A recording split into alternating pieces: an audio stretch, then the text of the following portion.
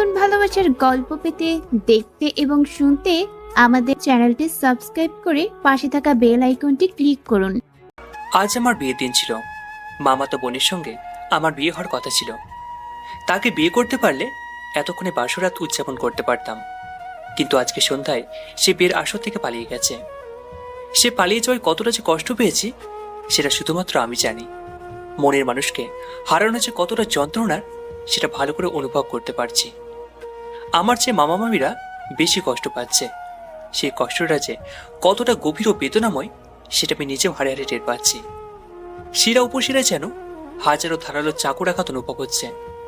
আমার বন্ধুদের মধ্যে একজনের নাম ছিল রবিন।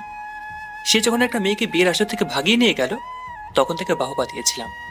ভেবেছিলাম তার প্রেমটা সার্থক হয়েছে, কিন্তু একবারও সেই মেয়েটার পরিবারের কথাটা আমি ভাবিনি তার বাবা মায়ের কথা। কত আশা নিয়ে স্বপ্ন নিয়ে মেয়েটার বাবা মা তার বিয়ের আয়োজন করেছিল, অথচ তাকে বিয়ের আসর থেকে তুলে নিয়ে গেল মেয়েটার লাভার।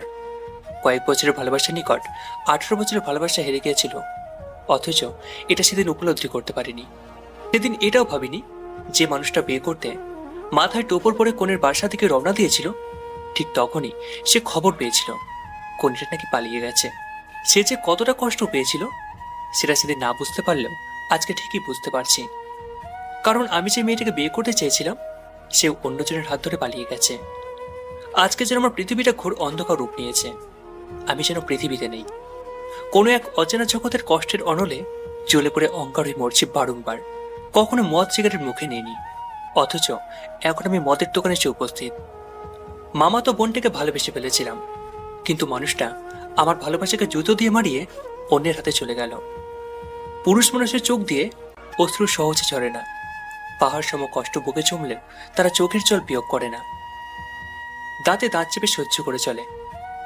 অথচ আমি আজকে প্রীতমাকে হারানোর শোকে শুধু চোখের জলে ঝরাচ্ছি, কেঁদে চলেছি বাচ্চা শিশুদের মতো করে অনবরত। 7 বছর পূর্বের ঘটনা। আন্টি, তোমার ছেলেকে সাবধানে চলতে বলো। ওর ভাবতাল আমার ভালো লাগছে না। বাসায় ইদানিং মেয়ে নিয়ে আসছে, আমি কিন্তু এসব সহ্য করব না।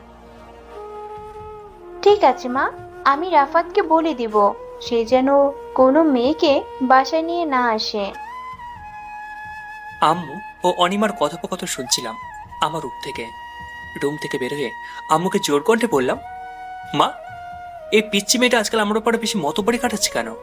অনিমা চোখ গোল গোল বানালো, ফুসফুস করতে করতে শিকারী দৃষ্টিতে তাকিয়ে রইল আমার দিকে। অতপর আমাকে উদ্দেশ্য করে জোরালো কণ্ঠে আম্মুকে বলল, আন্টি, তোমার ছেলেকে বলে দাও আমি পিচ্চি মেয়ে নেই, আর এবার এসএসসি দিয়েছি। ওকে? ওরে বাবা, এসএসসি দিয়েছে আর অমনি সে রূপবান হয়ে গেছে, আর আমি ওর রহিম, তাই মতবাড়ি দেখাতে। ফালতু মানুষ একটা। খারাপ মেয়েদের বাসায় নিয়ে আসে, তাদের বাসায় আনতে নিষেধ করলেও দোষ। যত সব। আরো বেশি করে আনবো, তাতে তোর কি? তোর মতো পিচ্ছি মেয়ে বন্ধুদের কি বুঝবি? আমারও বন্ধু আছে, মেয়ে বন্ধু। আমি ছেলেদের সাথে বন্ধুত্ব করি না। আপনার মতো তো না আমি যে বিপরীত লিঙ্গের সাথে বন্ধুত্ব করব। আমি মেয়েদের সাথে বন্ধুত্ব করলে তোর যে কি সমস্যা এটাই তো বুঝি না। সমস্যা নেই, আপনি যা ইচ্ছে তাই করেন, আর নিষেধ করব না। এটাই করা উচিত। সবার উপরে অধিকার খাটানো ঠিক না। অনিমা চলে গেল তার রুমে। মনে হলো সে রাগ করেছে। একটু পর তার রুমে যাওয়ার জন্য দরজার সামনে গিয়ে দাঁড়ালাম। অনিমা চকলেট খুব ভালোবাসে, প্রতিদিনই তাকে চকলেট কিনে দিতে হয়। তাছাড়া সে রেগে আমার সাথে যা তা আচরণ করে, তাই ভুলেও আমি চকলেট না কিনে বাড়ি ফিরি না। তাই চকলেট কিনে দিতেও আমার ভালো লাগে। এটা আমার অভ্যাসে পরিণত হয়ে গেছে। দরজার সামনে দাঁড়িয়ে দেখলাম অনিমা বিছানার একপাশে মন খারাপ করে বসে আছে। তার মনের আকাশে অভিমানের মেঘ জমেছে। মেঘটা না সরে গেলে তার উজ্জ্বলতা ও মধুরাশি আড়ালে থেকে যাবে। তাই অভিমানটা ভাঙানো খুব জরুরি, আর সেটা আমাকে করতে হবে। তাই রুমের ভেতর ঢুকলাম, তার পিছনে বসলাম আর হাতটাকে ধরলাম। চকলেটগুলো তার হাতে ধরিয়ে দিলাম, কিন্তু সে রেগে গিয়ে চকলেটগুলো বিছানার উপর ছুঁড়ে মারল। অতপর অভিমানের স্বরে বলল, আপনার কোনো কিছু আমার লাগবে না। ওকে? ফালতু মানুষের কিছু খাই না। কপালে ভাঁজ ফেলে মিটমিট করে হেসে চাপা কণ্ঠে বললাম, ঠিক আছে, খেতে হবে না তোকে। তবে আমাকে একটা হেল্প কর। কি করবি তো? না, লুচ্চা মানুষকে আমি হেল্প করি না। ছি, তুই এটা বলতে পারলি? যে পারলাম, আপনি আসলেই তো লুচ্চা। যা, মানলাম, হেল্পও চায় না। কিন্তু কালকে আমার সাথে একবার ভার্সিটি যাবি? কেন, কিসের জন্য যাব? আমার গার্লফ্রেন্ডের পরিচয়ে যেতে হবে। কি? আপনি কি আমার বয়ফ্রেন্ড লাগেন যে আমি আপনাকে আমার বয়ফ্রেন্ডের পরিচয় দিব? লজ্জা করে না? বিনিময়ে 5,000 টাকা পাবি। টাকার কথা শুনে অনিমা খুশিতে পুলকিত হয়ে উচ্ছ্বাসিত কণ্ঠে বলল, সত্যি দেবেন? তাহলে এক্ষুনি দেন। মিষ্টি হেসে বললাম, দেব, কিন্তু চকলেটগুলো আমার সামনে খেতে হবে। ঠিক আছে। আচমকা রুমের ভিতর ভাবি ঢুকে পড়ল। আমি আর অনিমা খুব পাশাপাশি বসে আছি। দুজনের গায়ের সাথে গা লেগে আছে। ভাবি আমাদের দুজনকে দেখে দুষ্টুমি হাসি দিয়ে বলল, আসলে রোমান্স দেখে তো ভালোই লাগছে।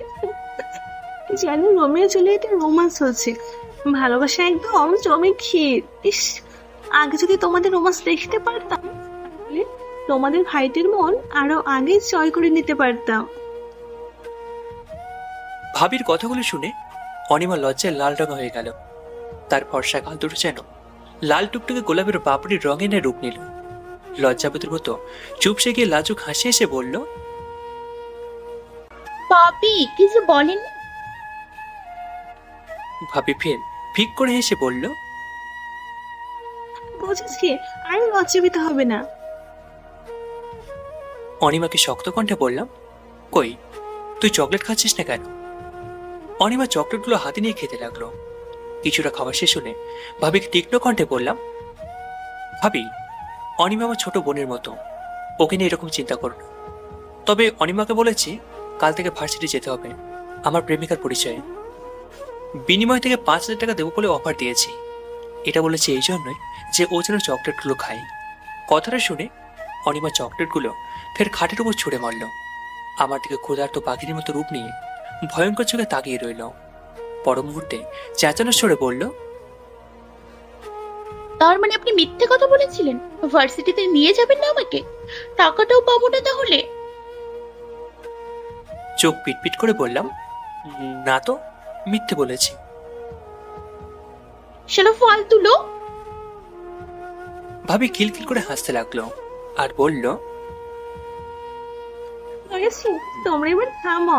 মিষ্টি ঝগড়াটা বেশি দূর এগোলে দুজনে হাডুডু খেলা শুরু করে দিতে পারো। বলে তো চায় না, নতুন নতুন প্রেম প্রীতি বলে কথা। আমি অনিমার পিঠে থাপ্পড় মেরে এবং উচ্চ স্বরে লুচ্চাকটা কথাটি বলে রুম থেকে বেরিয়ে গেল। সকালে ঘুম ভাঙলো সবার চেঁচামেচিতে। অনিমার কান্নার আওয়াজ পেলাম। রুম থেকে বেরিয়ে বারান্দাতে গিয়ে দেখি বিয়ের ছেঁচে একটা মেয়ে চেয়ারে বসা। পান চিবাচ্ছে মেয়েটা। ভাবি গোমরা মুখ নিয়ে বাঁকা চোখে তাকিয়ে থেকে মেয়েটা চেহারা বরাবর দাঁড়িয়ে আছে। অনিমা অনবরত কেঁদে চলেছে। বুঝতে পারলাম না ব্যাপারটা।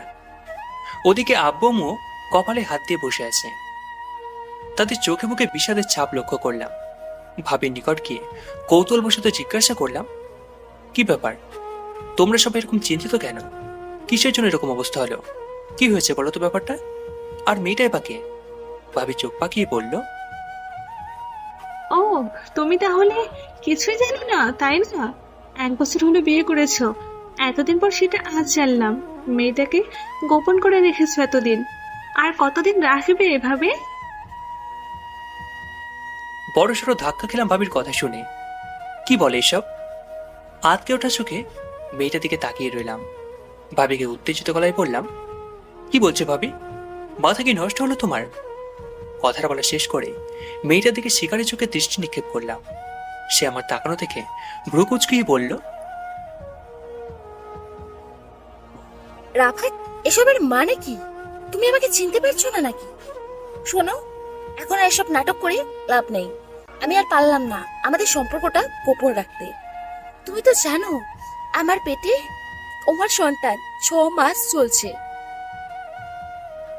মেয়েটার কথা শুনতে পেয়ে অনিমার কান্নার আওয়াজ বেড়ে গেল, আর আমার বুকে জোরে জোরে হাতুড়ির অসংখ্য আঘাত লাগছিল। হতভম্ব হয়ে মেয়েটার দিকে বেশ কিছুক্ষণ তাকিয়ে রইলাম। তাকে কিছু বলার মতো ভাষা হারিয়ে ফেলেছি। নিস্তব্ধতা বজায় রইল।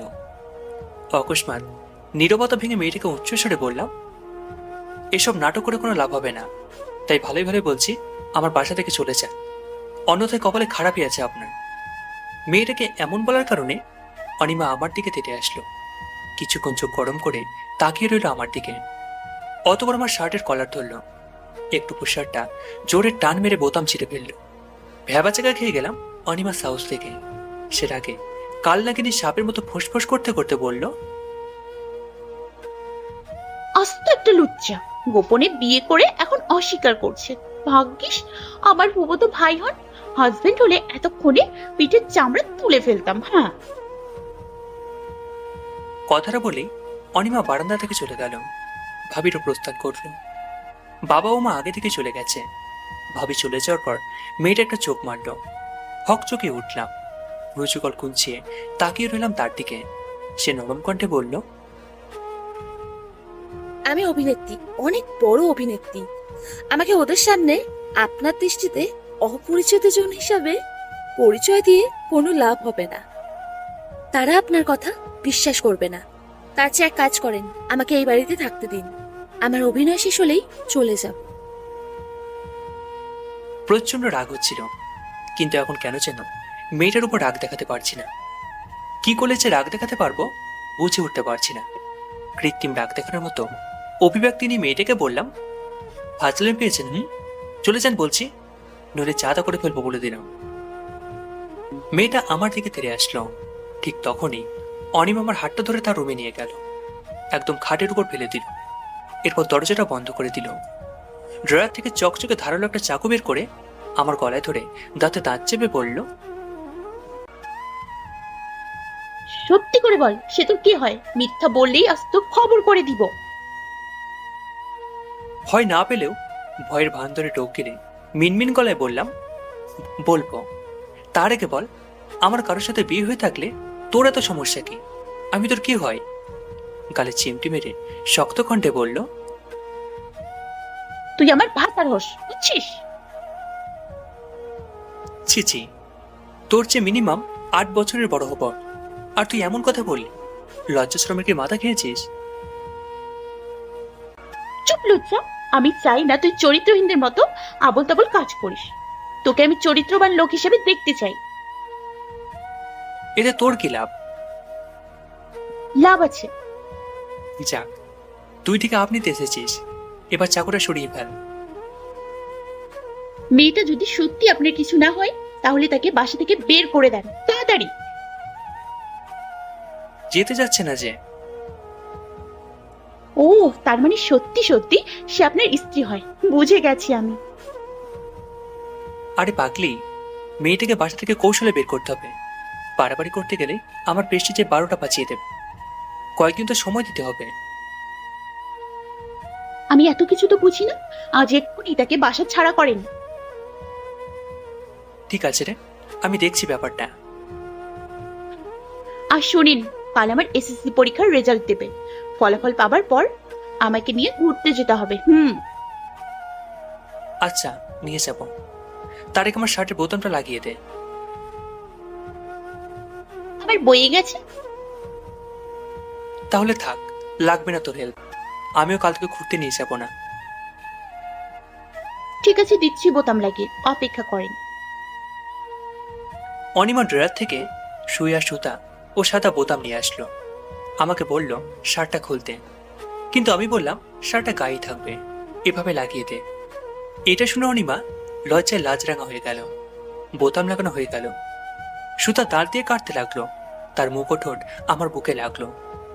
সুতো কাটা হলেও তার ঠোঁট ও মুখ আমার বুকের সাথে চেপে ধরে রাখলো এবং বুকের পরশ নিচ্ছিল এভাবে। ক্রমে যেন অনিমা আমার দিকে ঝুঁকে আসছিল। তার গা কাঁপছিল, নিঃশ্বাসও ভারী হচ্ছিল। আমার ভিতরে অন্যরকম শিহরণ জাগলেও নিজেকে সামনে নিলাম। অনিমা আচমকা নিজেকে সূত্রে নিয়ে লজ্জামাখা মুখ নিয়ে লাজুক হেসে রুম থেকে বেরিয়ে গেল। যে মেয়েটা আমার স্ত্রীর দাবি নিয়ে এসেছে তার নাম রায়সা। তাকে অনেক রিকোয়েস্ট করার পরও বাসা থেকে যেতে রাজি হলো না। তার কথা একটাই, যখন তার মন চাইবে তখন সে যাবে, তার আগে নয়। 1 লাখ টাকা লোভ দেখালাম, এরপরও সে বাড়ি ছাড়তে রাজি হলো না। তবে খুশির সংবাদ হচ্ছে অনিমাকে রাজি করাতে পেরেছি যে মেয়েটা আজকে রাত পর্যন্তই থাকবে। আজকে রাতটা অনিমাকে ধৈর্য ধরে থাকতে বলেছি। অনিমা আপত্তি জানায়নি এতে, কিন্তু চিন্তা হচ্ছে যদি মেয়েটি কাল বাসা থেকে না যায় তখন অনিমা কি ব্যাপারটা মেনে নেবে? রাত তখন 12টা, ঘুমের জগতে ডুব নিয়ে অসম্ভব ভালো ভালো স্বপ্ন দেখছিলাম। হঠাৎই আমার বুকে ঠান্ডা বরফের মতো কোনো কিছুর পরশ পেলাম। এতে ছাদের ঘুমটা ভেঙে গেল। মনে হলো কোনো শীতল লেজ বিশিষ্ট সাপের ছোঁয়া লেগেছে আমার বুকে। এটার কারণে আমি একটু আগে যত সব মধুর স্বপ্ন দেখেছিলাম সবকিছু ভুলে গেলাম। এতে আফসোস লাগছিল। কিছু কিছু স্বপ্ন দেখার পর ঘুম ভেঙে গেলে এবং সেই স্বপ্নগুলো ভুলে গেলে খুবই খারাপ লাগে, গা কসকস করে, মাথা ভন ভন করে, বুক চিনচিন করে। আমার এখন ঠিক সেরকমটাই হচ্ছে। ভাবলাম কিসের ছোঁয়া পেলাম, লাইট জ্বালিয়ে দেখতে হবে। লাইট বন্ধ থাকায় পুরো ঘরটা অন্ধকার হয়ে গেছে। গরমকাল, ভিতরে ফ্যান চালানো হয়েছে, গায়ে শার্ট বা টি শার্ট নেই, শুধু প্যান্ট পরে আছি। আচমকা আমার গায়ের উপর শুয়ে পড়লো কে যেন। হাত দিয়ে লক্ষ্য করলাম আদিদস্ত একটা মেয়ে মানুষ। গায়ে শাড়ি পরা মেয়েটার নিশ্চয় রায়সা হবে, সে ছাড়া এত সাহস কারো হবে না। কিছু মুহূর্ত পর সে আমার গালে চুমু খেয়ে আতুরে গলায় বলল, আই লাভ ইউ জান। এই বলেই সে আমার শরীর থেকে উঠে গেল। তাড়াতাড়ি করে ঘরের লাইটটা চালালাম। ঘর আলোকিত হয়ে গেল, কিন্তু কাউকে দেখলাম না। তবে দেখলাম রুমের দরজা খোলা। মনে পড়ল আমি তো দরজা আটকাইনি। এ কারণে রায়সা এই সুযোগটা নিল। ভাগ্যিস অনিমা এটার কথা জানতে পারবে না, জানলে তার অত্যাচার সহ্য করতে হতো। দরজাটা বন্ধ করে দিয়ে ঘরের লাইটটা অফ করে শুয়ে পড়লাম। চোখ মেলানোর বেশ কিছুক্ষণ পর ঘুমিয়ে গেলাম। স্বপ্ন দেখছিলাম একটা ভিক্ষুক মহিলাকে 2 লাখ টাকা কাবিন দিয়ে বিয়ে করেছি, কিন্তু সে আমাকে দিয়ে থালা বাসন পরিষ্কার ও কাপড় চোপড় কেচে নিচ্ছে।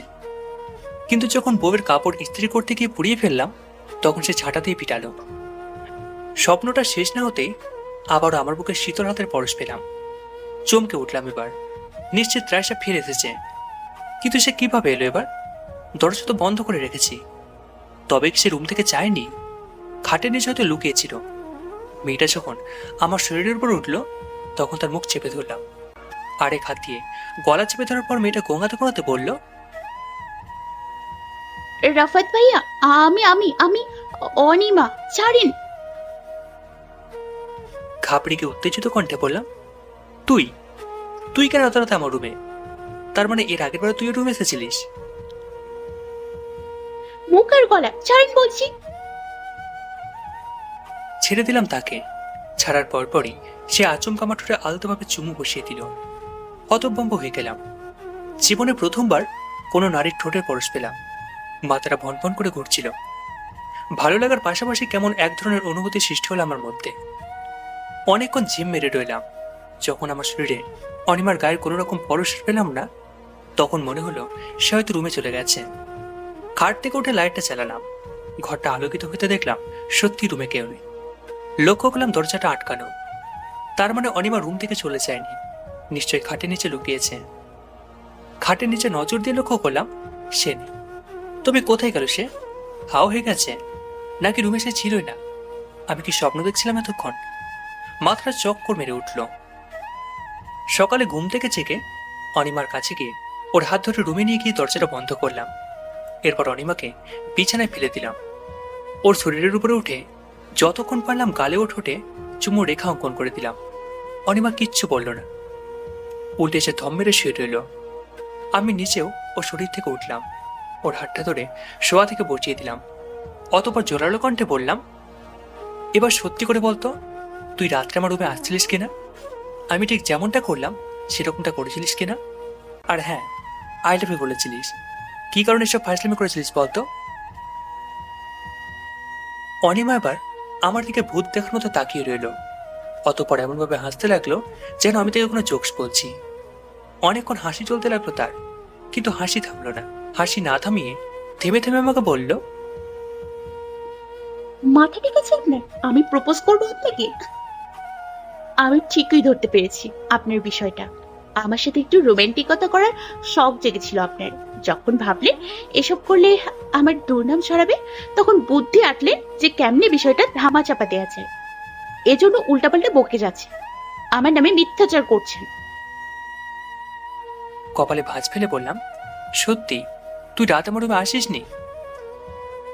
জি না, আপনার স্ত্রীকে বলুন গিয়ে সে এসেছিল কিনা এটা জেনে আসুন।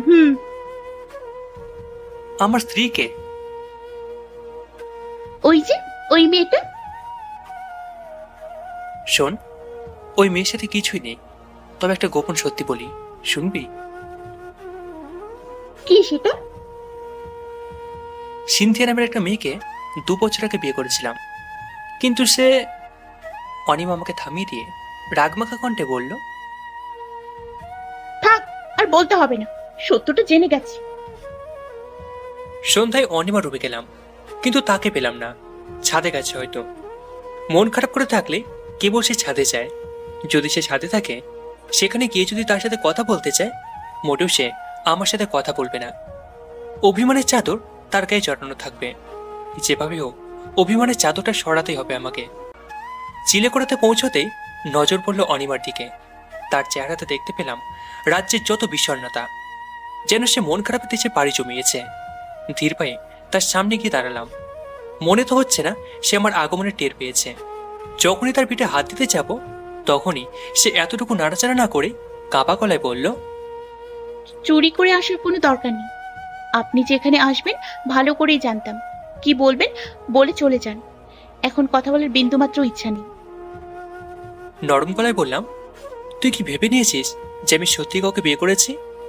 অনিমা এক নজরে আমার দিকে গরম চোখে তাকিয়ে ফের নজর ফিরিয়ে নিল।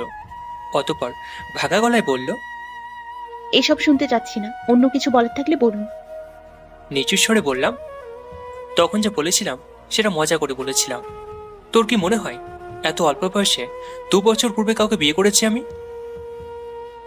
আপনি থামবেন না চলে যাব? আচ্ছা, থামলাম।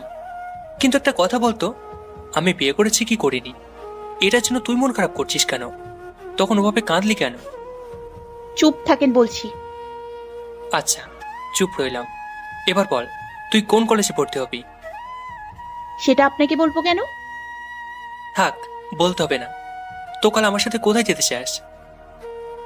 যাবো না, গেলেও আপনাকে নিয়ে যাব না। কিন্তু আমি তোর সাথে ঘুরতে যাব বলে একজনের ফ্রেন্ডকে অফার পিটিয়ে দিলাম। কালকে তো সারাদিন বসে থাকতে হবে, একা সময় কাটবে কিভাবে? আমি কি জানি? আপনি এক কাজ করেন, আপনার বউকে নিয়ে যান। সে পাশে না থাকলে 2 নাম্বার বউকে নিয়ে যান। রাগের ভান ধরে হুঙ্কার মেরে বললাম, চুপ কর। একই কথা বারবার বলছি যে আমি বিয়ে করিনি, তবু এক কথা ধরে নিয়ে বসে আছে। ধমকের স্বরে কথাগুলো বলেছি। এই দেখে অনিমা ভয়ে কেঁপে উঠল। ভয়ার্ত চেহারা নিয়ে আমার দিকে তাকিয়ে রইল। ফের অনিমাকে ক্ষিপ্ত স্বরে বললাম, এরপর কি বলবি? আমি বিয়ে করেছি কিংবা আমার বউ আছে? অনিমা ভয়ে তোতলাতে তোতলাতে বলল, ভেবে বিশ্বাস করছি আপনার কোনো বউ থাকতে পারে না। বিয়ে করেনি, বউ থাকবে কেমনে? এরকম অনুগত হয়ে থাকতে হবে, বুঝলি? বুঝলাম। কালকে তোকে নিয়ে যাবো পাহাড় দেখতে। পাহাড়ের পাশে বন জঙ্গল রয়েছে, আমরা গাড়ি নিয়ে দুজনে ভ্রমণে বের হব। ঠিক আছে। কাল শাড়ি পরবি, শাড়ি পরা অবস্থা তোকে দেখতে চাই। শাড়ি তো ভালো করে পরতে পারি না। সমস্যা নেই, ভাবিকে বলিস পরিয়ে দেবে, না হলে আমি পরিয়ে দেব। আপনি শাড়ি পরিয়ে দিতে পারবেন? অবশ্যই পারবো। বাহ, ভালো তো। অনিমা, তুই তো সুন্দর করে কিস দিতে পারিস, এটা শিখলি কেমন করে রে? আমি সুন্দর করে কিস দিতে পারি কেমনে জানলেন? জীবনে তো কাউকে কিস করিনি। কি? তাহলে সেদিনটা তো সব করলো কে? আবার পাগলামো করছেন? আমি কিসের জন্য আপনাকে কিস করতে যাব বলুন তো? তার মানে তুই ছিলিস না, তুই করিসনি? না না না, কতবার বলবো আর? আমি তোকে কিস করেছিলাম, মনে আছে তোর? অনিমার মুখটা লাজরাঙা হয়ে গেল। লাইটের আলোয় তার মুখটা লাজুকতা লক্ষ্য করলাম। সে মুখ লুকিয়ে হাসলো, অথবা চাপাপির সমন্বয়ে বলল, জি না, মনে নাই। নির্লজ্জ মানুষের নির্লজ্জতার কথা আমি মনে রাখি না, ওকে? কুচকিয়ে বললাম, কি? আমি নির্লজ্জ? তো সরি, আপনি নির্লজ্জ না, একটা লুচ্চাও বটে। অনিমার হাতটা শক্ত করে ধরলাম। এরপর শক্ত কণ্ঠে বললাম, আমি লুচ্চা তাই না? দাঁড়া, দেখাচ্ছি মজা। এটা বলে অনিমাকে আমার বুকের সাথে আষ্টে পিষ্টে জড়িয়ে ধরলাম। তার ডান হাতের চুটিগুলো ভাঙতে লাগলো। একটু বেশি জোরেই তার ডান হাতটা চেপে ধরায় সে ব্যথায় চেঁচিয়ে উঠল। হাত সরাতে দেখি ভাঙা চুড়ি তার হাতের ভিতর ঢুকে পড়ল। দেখা মাত্র ভয় পেয়ে গেলাম। এটা করা মোটেও ঠিক হয়নি, এমনটা হবে ভাবিনি। বাচ্চা ছেলেদের মতো কাজ করে ফেলেছি। দেরি না করে আমার জিহ্বা দিয়ে তার হাতের ভিতর ঢুকে যাওয়া ভাঙা চুটির অংশটুকু তুললাম। রক্ত যেন আরো জোরে জোরে তরতর করে ঝরছিল। অনিমার ওনার কিছু অংশ ছিঁড়ে হাতে বাঁধলাম। তাকে দুঃখিত বলে হাতটা ধরে ছাদে নিয়ে যেতে লাগলাম। অনিমাকে আমার রুমে নিয়ে গেলাম হাতে স্যাপলন লাগানোর জন্য। খাটে শুয়ে দিলাম তাকে। সে কিচ্ছু বলছে না, শুধু মৃদুভাবে গোঙাচ্ছে। বাড়ির সবাই ঘুমিয়ে গেছে, রাত তো কম নয়। অনিমার হাতটা ধুয়ে তাতে স্যাপলন ও তুলা লাগিয়ে দিলাম। অনিমা একটু পরে ঘুমিয়ে গেল। সে আমার খাটে শোয়ায় চিন্তায় পড়ে গেলাম বাইরে ঘুমোতে যাবো কিনা। পরে মনে হলো রুমে শুয়ে পড়ি। অনিমা জাগলে তাকে রুমে নিয়ে যাব। খাটে না শুয়ে সোফাতে শুয়ে রইলাম। তন্দ্রা ভাব হচ্ছিল, একটু চোখ মিলিয়েছি। তখনই আমার গালে একজনের হাতে পরশ অনুভব করলাম। চোখ না খুলেই ভাবতে লাগলাম নিশ্চয় অনিমা এমনটা করছে। আস্তে আস্তে চোখ খুলে দেখি রায়সা উপস্থিত। সে অবলক আমার দিকে তাকিয়ে আছে। দেখে মনে হচ্ছে কিছুতে সে নজর ফেরাবে না। বিরক্তিকর চোখে তাকিয়ে রইলাম। আচমকা সে আমার গালে চুমু বসিয়ে দিল। ভয় খেয়ে গেলাম। নির্বাক ও নিতর হয়ে তাকিয়ে রইলাম। তাকে কিছু বলার মতো শক্তিটুকু নেই। ভয় হচ্ছিল অনিমার কথা ভেবে। যদি সে জেগে দেখে রায়সা রুমে, তাহলে আমার খবর করে দেবে। ভাবতে না ভাবতে রায়সা আবারও চুমু বসিয়ে দিল, তবে এবার গালে নয়, ঠোঁটে। ধাই করে অনিমা উচ্চ কণ্ঠে বলল, রাফাত, তোর এইরকম অধঃপতন আর কত নিচে নামবে? সকাল হোক, তোর 12টা বাজাবো। গলা শুকিয়ে গেল। যে ভয় করছিলাম সেটাই হলো। অনিমার কথা বলার ধরন দেখে মনে হচ্ছে সে আমার বড় বোন। হুমকি দিচ্ছে, যেন মেরে তক্তা বানিয়ে ফেলবে। তবে অনিমার কণ্ঠস্বর শুনে রাইস আমাকে ছেড়ে দিয়ে সরি চান বলে রুম থেকে বের হয়ে গেল। অনিমার দিকে নজর দিলাম। তার চোখ দিয়ে যেন অগ্নি বের হচ্ছিল। তাকে গজগজ করছিল। আমাকে খেতে পারলে বোধহয় সে শান্তি পেত। অনিমা আমার হাতটা ধরল, টেনে সোফা থেকে তুলল, এরপর বিছানাতে ফেলে দিল। চোখ দুটো মরা গরুর মতো বানিয়ে অগ্নিচড়া কণ্ঠে বলল, আসলে একটা লুচ্চা আপনি, সেটা আবারও প্রমাণিত হলো। তো লজ্জা দিই আপনাকে, এর পরেও আপনার লজ্জা হয় না? হ্যাঁ, আমাকে পছন্দ হয় না? আমাকে রেখে অন্যদের দিকে কেন এত নজর দেন আপনি? নাকি আমি দেখতে খারাপ? আসলে কি বলেন তো, লুচ্চাদের কোনো রুচি অরুচি নেই, বুঝলেন? তারা যা পায় সেটা নিয়ে লুচ্চামি শুরু করে দেয়। কিন্তু আজকে আমি আপনাকে শেখাবো প্রেম কি আর নষ্টামি কি। অনিমা আমার গায়ের উপর উঠতেই কান্না করতে লাগলো। তার কান্না দেখে চমকে উঠলাম। কি আশ্চর্য, এখানে কান্নার কি হলো? কাঁদতে কাঁদতে তার চোখ ভিজে গেল অশ্রু জলে। সেই অশ্রু জল আমার বুকের উপর টুপ টুপ করে পড়ল। সে ক্রন্দনরত অবস্থায় বলল, কে ভালোবাসি, এটা কেন বোঝেন না? আমার জন্য কি এসব নষ্টামি ছাড়তে পারেন না? অনিমার কথা শুনে হৃৎস্পন্দন বন্ধ হয়ে গেল। কি শুনলাম আমি? অনিমা এমন কিছু বলবে কল্পনা তো ভাবিনি। এমনকি এতদিন তার কথা ও আচরণে বুঝতে পারিনি যে সে আমাকে ভালোবাসে। তার পাগলামি ও দুষ্টুমি আচরণে ভাবতাম মামাতো বোন হিসাবে এমনটা করে আমার সাথে। কিন্তু কি হলো এটা? অনিমা আমাকে ভালোবাসে, অথচ এটা আমি বুঝতে পারিনি। আমি আসলে একটা বোকা। কিন্তু কি করার, অনিমাকে আপন করে নেওয়া আমার পক্ষে সম্ভব নয়। আমার হৃদয়ে যে অন্য কেউ বাস করছে, যার কথা অনিমাকে বলবো বলবো করে বলতে পারিনি। অনিমা কাঁদছে অঝোর ধারায়, ফুপিয়ে ফুপিয়ে কাঁদছে। বুঝতে পারছি যে খুব কষ্ট পেয়েছে, কিন্তু আমার এতে সামান্যতম দোষ নেই। অনেকক্ষণ ধরে অনিমাকে নিয়ে ভেবে বার করে দিলাম। ক্রমেই তার কান্নার আওয়াজ কমতে কমতে থেমে গেল কান্না। এক পর্যায়ে সে আমার বুকের উপর মাথা রেখে ঘুমের দেশে পাড়ি জমালো। মনের অজান্তেই তার মাথায় হাত চলে গেল। খুব মায়া লাগছিল অনিমার জন্য। চোখের কোনো জল এসে গেল আমার। আমার চোখ থেকে দুফোঁটা জল গড়িয়ে পড়ল। এটা কিসের অশ্রু জল সেটা অজানা। আমাকে কেউ এভাবে ভালোবাসবে হয়তো এটা আমি ভাবিনি। অনিমার মাথায় হাত বুলি দিতে লাগলাম। কোমর অব্দি তার চুলগুলোতে হাত বুলি দিতে দিতে ঘুমের অতল তলে ঘুমিয়ে গেলাম। ঘুম ভেঙে গেল অনিমার ডাকাডাকিতে। ঘুম জড়ানো চোখে নজর দিয়ে দেখলাম অনিমা আমার পাশে আচ্ছা অবস্থা রয়েছে, নিষ্পলক তাকিয়ে রয়েছে আমার দিকে। তার দিকে কিছুক্ষণ তাকিয়ে রইলাম। এরপর পুরো রুমটাতে নজর দিলাম। রুমের এক কোণে আব্বু, আম্মু ও ভাবি দাঁড়িয়ে আছে।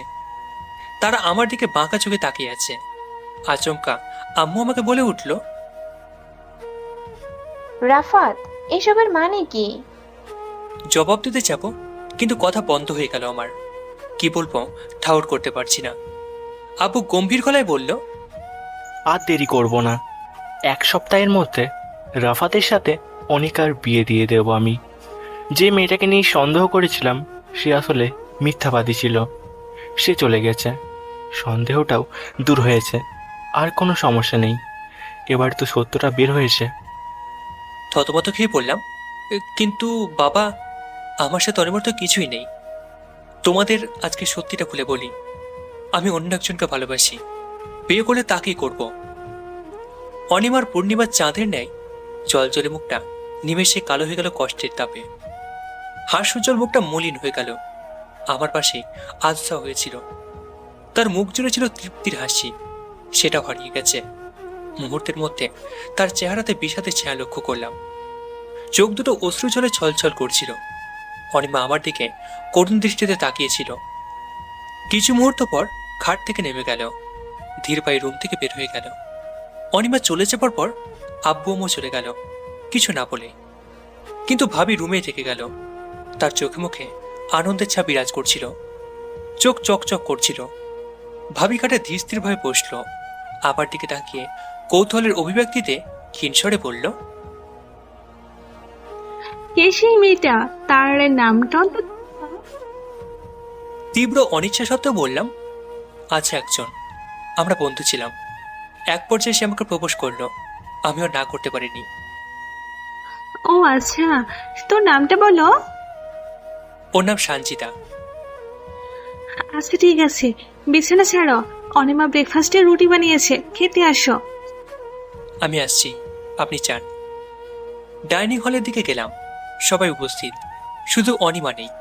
নিশ্চয় সে ছাদে গেছে। খাবার টেবিলের নিকট না গিয়ে চললাম ছাদের দিকে। আমি ছাদে পা ফেলতেই অনিমা আমাকে উপেক্ষা করে ছাদ থেকে চলে গেল। তার চোখ মুখ জুড়ে ছিল অশ্রু নোনা জল। আমাকে দেখে চোখের পানি মুছে কান্না থামিয়ে বিরক্তির অভিব্যক্তি নিয়ে ছাদ থেকে চলে গেল। বুঝতে পারছি তার হৃদয়ে আমার জন্য যাবতীয় রাগ জমে গেছে। তাকে মনের মানুষ হিসেবে গ্রহণ করিনি বলে সীমাহীন কষ্টে জ্বলে পুড়ে মরছে।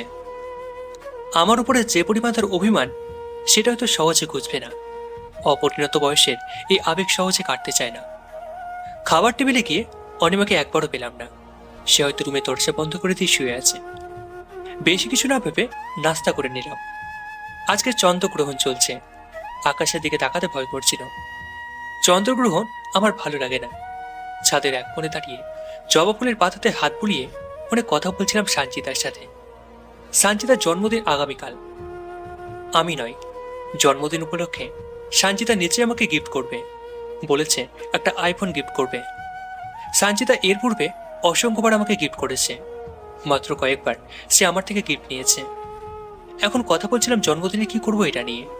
সঞ্চিতা বায়না ধরেছে তাকে রাঙামাটি পাহাড়ে নিয়ে যেতে হবে, রাতটাও নাকি তাকে ওখানে নিয়ে কাটাতে হবে। আমি রাজি হয়ে গেলাম।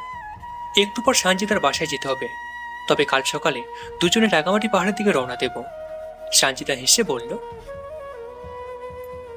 আচ্ছা, কাল কি পরে ঘুরতে বের হব? শাড়ি পরতে চাই, কিন্তু পারি না পরতে। আম্মুকে বলে শাড়ি পরিয়ে নিতে চাইছি, কিন্তু বলতেই ভয় করছে। কিছু না বললেই তো চলে। ছি, কি বলো এসব? এক কাজ করো, তুমি সচরাচর যা পরে থাকো সেটাই পরে এসো। আমি তোমাকে নিয়ে মার্কেটে যাব, ভালো থেকে কয়েকটা শাড়ি কিনবো তোমার জন্য। ট্রায়াল রুমে গিয়ে আমি তোমাকে শাড়ি পরিয়ে দেব। কি চলবে তো? চলবে জান। সুন্দরী তোমা, তাহলে এখন ফোন রাখি। হুম। ফোনটা কেটে দেওয়ার পর পিছন ফিরে তাকিয়েছি, দেখি অনিমা দাঁড়িয়ে আছে। এতক্ষণ সে সঞ্জিতার সাথে বলা কথাগুলো শুনছিল। ছাদের এক কোণ চিলেকোঠা। সেটার দেওয়ালের উপর পাশে শক্তিশালী বৈদ্যুতিক বাতি লাগানো। সেই বাতির আলোতে পুরো ছাদটাকে আলোকিত করে তুলেছে। সেই আলোর কারণে অনিমার চেহারাটা ভালোভাবে বুঝতে পারা যাচ্ছে। তার চেহারাতে পাহাড় সম কষ্টের ছাপ দেখতে পাচ্ছি। আমাকে কিছু একটা বলবে, কিন্তু বলতে পারছে না। কান্না করে দেবে এমন অভিব্যক্তি লক্ষ্য করলাম। অনিমা নিষ্পলকভাবে আমার দিকে তাকিয়ে থেকে এক পর্যায়ে ছাদ থেকে চলে গেল। আজকে অনিমার এসএসসি রেজাল্ট বের হয়েছে। একটা সাবজেক্টে ফেল করেছে সে, গণিতে। আসলে ওই পরীক্ষার দিন সে 20 মিনিট লেট করে এক্সাম হলে গিয়েছিল। স্যারদেরকে অনেক রিকোয়েস্ট করার পর পরীক্ষা দিতে পেরেছিল। অনিমা পরীক্ষায় পাশ করেনি শুনেই খুশি হয়েছি। মামা মামি অতি তাড়াতাড়ি করে বিয়ে দিয়ে দেবে, এতে আমার জন্য ভালো হবে, বিরক্ত হব না। অনিমা আমার জন্য যতটা কষ্ট পেয়েছে সেটা বিলীন হয়ে যাবে তার বিয়ে হয়ে গেলে। বয়স একটু অল্প তো, তাই আবেগটা একটু বেশি। তবে বিয়ে হয়ে গেলে সে সহজে আমাকে ভুলে যাবে, এটা আমি নিশ্চিত। অনিমা পরীক্ষা ফেল করায় খুব কষ্ট পেয়েছে সে। ভেবেছিলাম পাশ করলে ওকে নিয়ে ঘুরতে যাব, কিন্তু সেটা আর হলো না। সানজিদার বাসায় এসে উপস্থিত আমি। তার বাবা মা বাসায় নেই, এটা আমার জন্য ভালো। রাত 12টা বাজার পূর্ব পর্যন্ত দুজনে গল্প করে কাটিয়ে দিলাম। রাত 12টা বাজার আগেই দুজন কেকের সামনে এসে হাজির হলাম। অপেক্ষার প্রহর গুনছিলাম 12টা বাজার জন্য। দুজন একে অপরের দিকে তাকিয়ে আছি। যখনই 12টা বাজলো এবং দেওয়ালে ঘড়িতে বেল বেজে উঠল, তখনই সানজিদা আমাকে জড়িয়ে ধরে ঠোঁটে চুম্বনের রেখা অঙ্কন করে দিল। অবাক হয়ে রইলাম আর সানজিদার ভালোবাসার পরশ উপভোগ করছিলাম। এতদিন থেকে বলে যেটা পাইনি, অথচ আজকে না চাইতে সেটা পেয়ে গেলাম। সানজিদা আমাকে নিচে থেকে ছেড়ে দিল। অতঃপর সে লাজুক চাউনিতে আমার দিকে অপলকভাবে তাকিয়ে রইল। একটু পর সে কেক কেটে এক টুকরো আমার মুখে দিল। আমি ওই এক টুকরো কেক নিয়ে তার মুখে দিলাম। সানজিদা খুবই আনন্দিত, খুশি রাতি সাজছে। সে বলল, আজকে আমি খুব খুশি। তুমি যা চাও এখনই তুমি তা পাবে। কি চাও বলে দেখো শুধু। আমি নরম কণ্ঠে বললাম, এখন কিছু চাই না, তবে সারা জীবনের জন্য একটা জিনিস চাই। সেটা হচ্ছে তোমার আরো 100টা জন্মদিন যেন এভাবেই কাটিয়ে দিতে পারি। রাতটা সানজিদার সাথে কাটিয়ে দিলাম। সকালে ঘুম থেকে উঠে দেখি রুমে আমার ভাবে এসে উপস্থিত। সে এই বাসায় কিভাবে এলো সেটা বুঝতে পারছি না। বাসার ঠিকানাও তো বলিনি তাকে। এটা কি সানজিদার বাসা? রুমটা ভালো করে লক্ষ্য করলাম। সানজিদারই তো বাসা। ভাবি কেন এখানে আসলো? রাতে সানজিদার সাথে অপ্রীতিকর ঘটনা ঘটে গেছে, যা চাইনি সেটা হয়েছে। কিন্তু সানজিদার মধ্যে তেমন কোনো প্রতিক্রিয়া দেখছি না। ভাবছি ভাবিকে নিয়ে সে এই বাড়িতে কিসের জন্য এলো। কপালে ভাঁজ ফেলে কৌতূহলবশত বললাম, ভাবি আপনি এখানে কিসের জন্য আসছেন? ভাবি মিষ্টি হাসলো, অতপর মৃদুস্বরে বলল, সানজিদা আমার বান্ধবীর মেয়ে হয়, ওর মায়ের কাছে আসছিলাম, কিন্তু তাকে পেলাম না। ও আচ্ছা, তো আপনি কি চলে যাবেন? চলে যাব। এদিকে বেলা 12টার পূর্বে সানজিদা ও আমি রাঙামাটি যাবার জন্য প্রস্তুত হচ্ছিলাম। ঠিক 12টার দিকে আম্মুর নাম্বার থেকে আমার ফোনে কল এলো। ফোনটা রিসিভ করলাম। আম্মু কান্না মিশ্রিত কণ্ঠে বলল, রাফাত্রে, অনিমা বিষ খেয়েছে, তুই যেখানেই থাকিস তুই চলে আয়। এমন দুঃসংবাদ শুনে আমার শরীরে রক্ত চলাচল বন্ধ হয়ে গেল, শ্বাসও বন্ধ হয়ে গেছে বলে মনে হলো। ফোনটা হাত থেকে পড়ে গেল। বাসায় থাকতে পারলাম না। তাড়াহুড়ো করে সানজিদার বাসা থেকে বের হলাম। আমার বাইক নিয়ে চললাম বাসার দিকে। বাসায় পৌঁছে শুধু ভাবিকে পেলাম। তাকে বললাম অনিমাকে কোন হসপিটালে ভর্তি করা হয়েছে। সে হসপিটালের নাম বলল। চললাম হসপিটালের দিকে। পৌঁছে অনিমাকে বিপদমুক্ত অবস্থায় দেখলাম। কেবিনে ঢুকতেই সবাই রুম থেকে বের হয়ে গেল। অনিমার পাশে দাঁড়াতেই সে আমার দিকে এগিয়ে এসে আমার হাতটা খপ করে ধরে শক্ত কণ্ঠে বলল, এবার তো ভালোবাসেন আমাকে, আমি আপনাকে সত্যিই ভালোবাসি, এখন তো বুঝতে পারছেন। প্রচন্ড রাগ হচ্ছিল অনিমার কথা শুনে। মেয়েটা আসলে একটা পাগল। এর পাগলামি বন্ধ হবে না কড়া কথা না বললে। তীব্র রাগান্বিত স্বরে বললাম, এতটুকু পিচ্ছি মেয়ে তুমি, ভালোবাসার কি বুঝো? যত সব। শোনো, আগে নিজেকে চিনতে শেখো, জানতে শেখো, নিজেকে ভালোবাসতে শেখো। লেখাপড়া তো কিছুই না, এসএসসিতে ফেল করেছো, অথচ আসো আমার সাথে প্রেম করার জন্য। আমার ভালোবাসা পাবার জন্য মরতে দ্বিধা করো না। আমাকে কি চেনো? 2 বছর আগে বিশেষ পরীক্ষায় সফলে ক্যাডার হয়েছি নিজের যোগ্যতায়। তোমার মতো পাগলামি করে নিজের মূল্যবান সময় পার করিনি। জানি সবার জীবনে ভালোবাসা জন্মে, তবে সেটার সঠিক বয়স রয়েছে। পড়ালেখা শেষ করো, তবে ভালোবাসার সঠিক অর্থ বুঝতে পারবে। কি বুঝলে কিছু? আর একটা কথা, তোমার সাথে একটু বন্ধুপূর্ণ ব্যবহার করি এই জন্য ভাবো যে প্রীতি দেখাচ্ছে তোমার সাথে, কিন্তু না। আজকে খুব ভদ্র ভাষায় বলছি, মনের ভুলেও আমার সাথে কথা বলতে আসবে না, দূরে দূরে থাকবে। ভালো করে জানি আমার জন্য তোমার প্রতি যেটা আছে সেটা ভালোবাসা নয়, পাগলামি। সময় হলে সেটা টের পাবে। যাই হোক, ভাগ্য ভালো যে সিরিয়াস কিছু হয়নি তোমার। আমি গেলাম, পারলে এসব পাগলামি ভুলে পড়ালেখায় মন দিও। হাসপাতাল থেকে বের হবার পর সানজিদা ফোন করলো।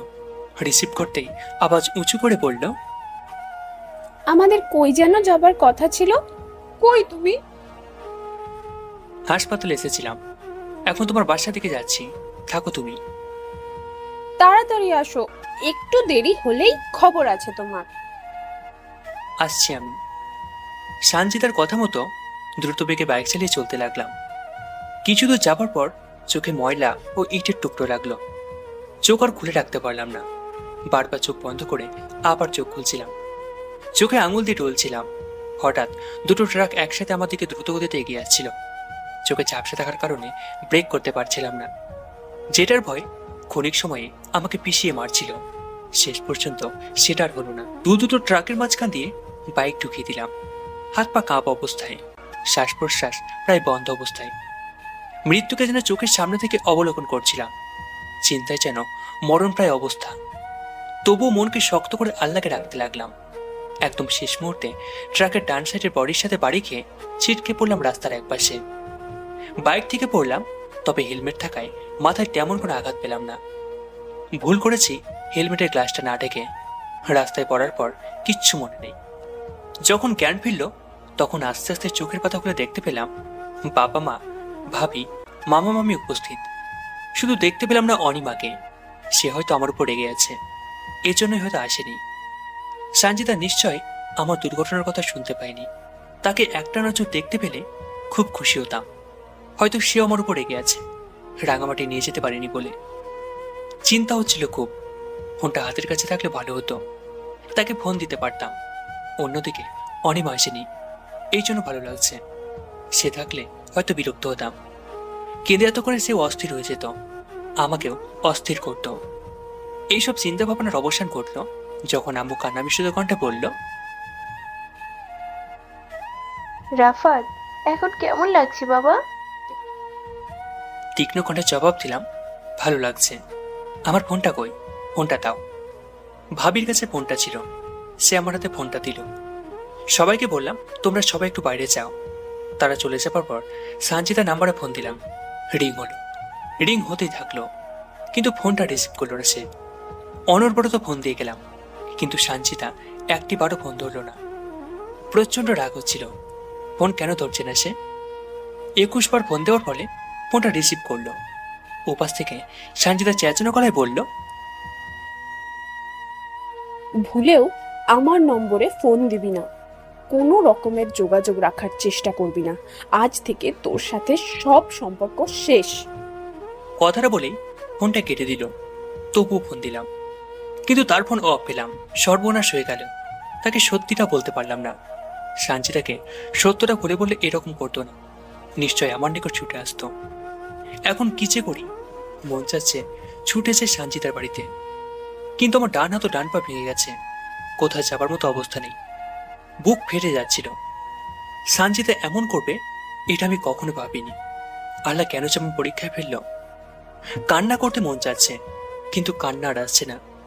কপাল চাপড়াচ্ছিলাম বাম হাত দিয়ে, কিন্তু বেশি নাড়াচাড়া করায় ব্যথা লাগছিল। হঠাৎ আমার রুমের ভিতর অনিমা প্রবেশ করলো ধীরে ধীরে। বিষণ্ণ চেহারা তার, চোখ ফোলা ফোলা লাগছে, মনে হচ্ছে সারাদিন কান্না করেছে। মেয়েরা কান্না করার বেলায় পটু, কাঁদতে কাঁদতে চোখ ফুরিয়ে ফেলতে পারদর্শী। তারা তো শাড়ির কুচি ঠিক করতে না পারলে কান্না করে, সেখানে প্রিয়জনের দুর্ঘটনার খবরে কান্না করবে না, এটা তো হতেই পারে না। অনিমা সারাদিন আমার জন্য কেঁদেছে, এটা বুঝতে মাথা কাটানো দরকার পড়ছে না। আমি দুর্ঘটনার কবলে পড়ার পূর্বে অনিমাকে অপমানিত করে কথা বলছিলাম, সেই কারণে তো কেঁদেছে। আরও কেঁদেছে আমার দুর্ঘটনার খবর পেয়ে। অনিমা আমার খাটের সামনে এসে দাঁড়ালো, তাও আবার মাথা নিচু করে। তার চোখের ভিতরে সাদা অংশটুকু লাল হয়ে আছে। মুখের রং লালাপায় রূপ নিলেও চোখের করে ক্ষুদ্র ক্ষুদ্র অশ্রুজল জমা হতে দেখা গেল। অনিমার ঠোঁটটায় হঠাৎ কাঁপা শুরু করলো। কিছু মুহূর্ত পর সে শব্দ করে কাঁদতে লাগলো। ঝরঝর করে পানি ঝরছিল চোখের কোণ ঘেঁষে। অনিমার প্রতিটা চোখের বিন্দুকণা যেন আমাকে ভালোবাসার কথা শুনিয়ে দিচ্ছিল। ক্রমে আমি তার প্রতি দুর্বল হয়ে যাচ্ছি বলে মনে হলো। তার চোখের অশ্রুজলের প্রতিটা বিন্দুকণা আমাকে মায়ের জালে আটকে ফেলেছিল। সে আমার খাটে বসে ফুপিয়ে কাঁদতে কাঁদতে দম ফেলে বলতে লাগলো, এখন কি একটু ভালো লাগছে আপনার? দেখবেন আপনি তাড়াতাড়ি সুস্থ হয়ে যাবেন, একটুও চিন্তা করবেন না। মৃদু স্বরে অনিমাকে বললাম, রাত 11টা বাজে, তুই এখনো জেগেছিস কেন? আর কান্না থামা, আমার কিছুই হয়নি।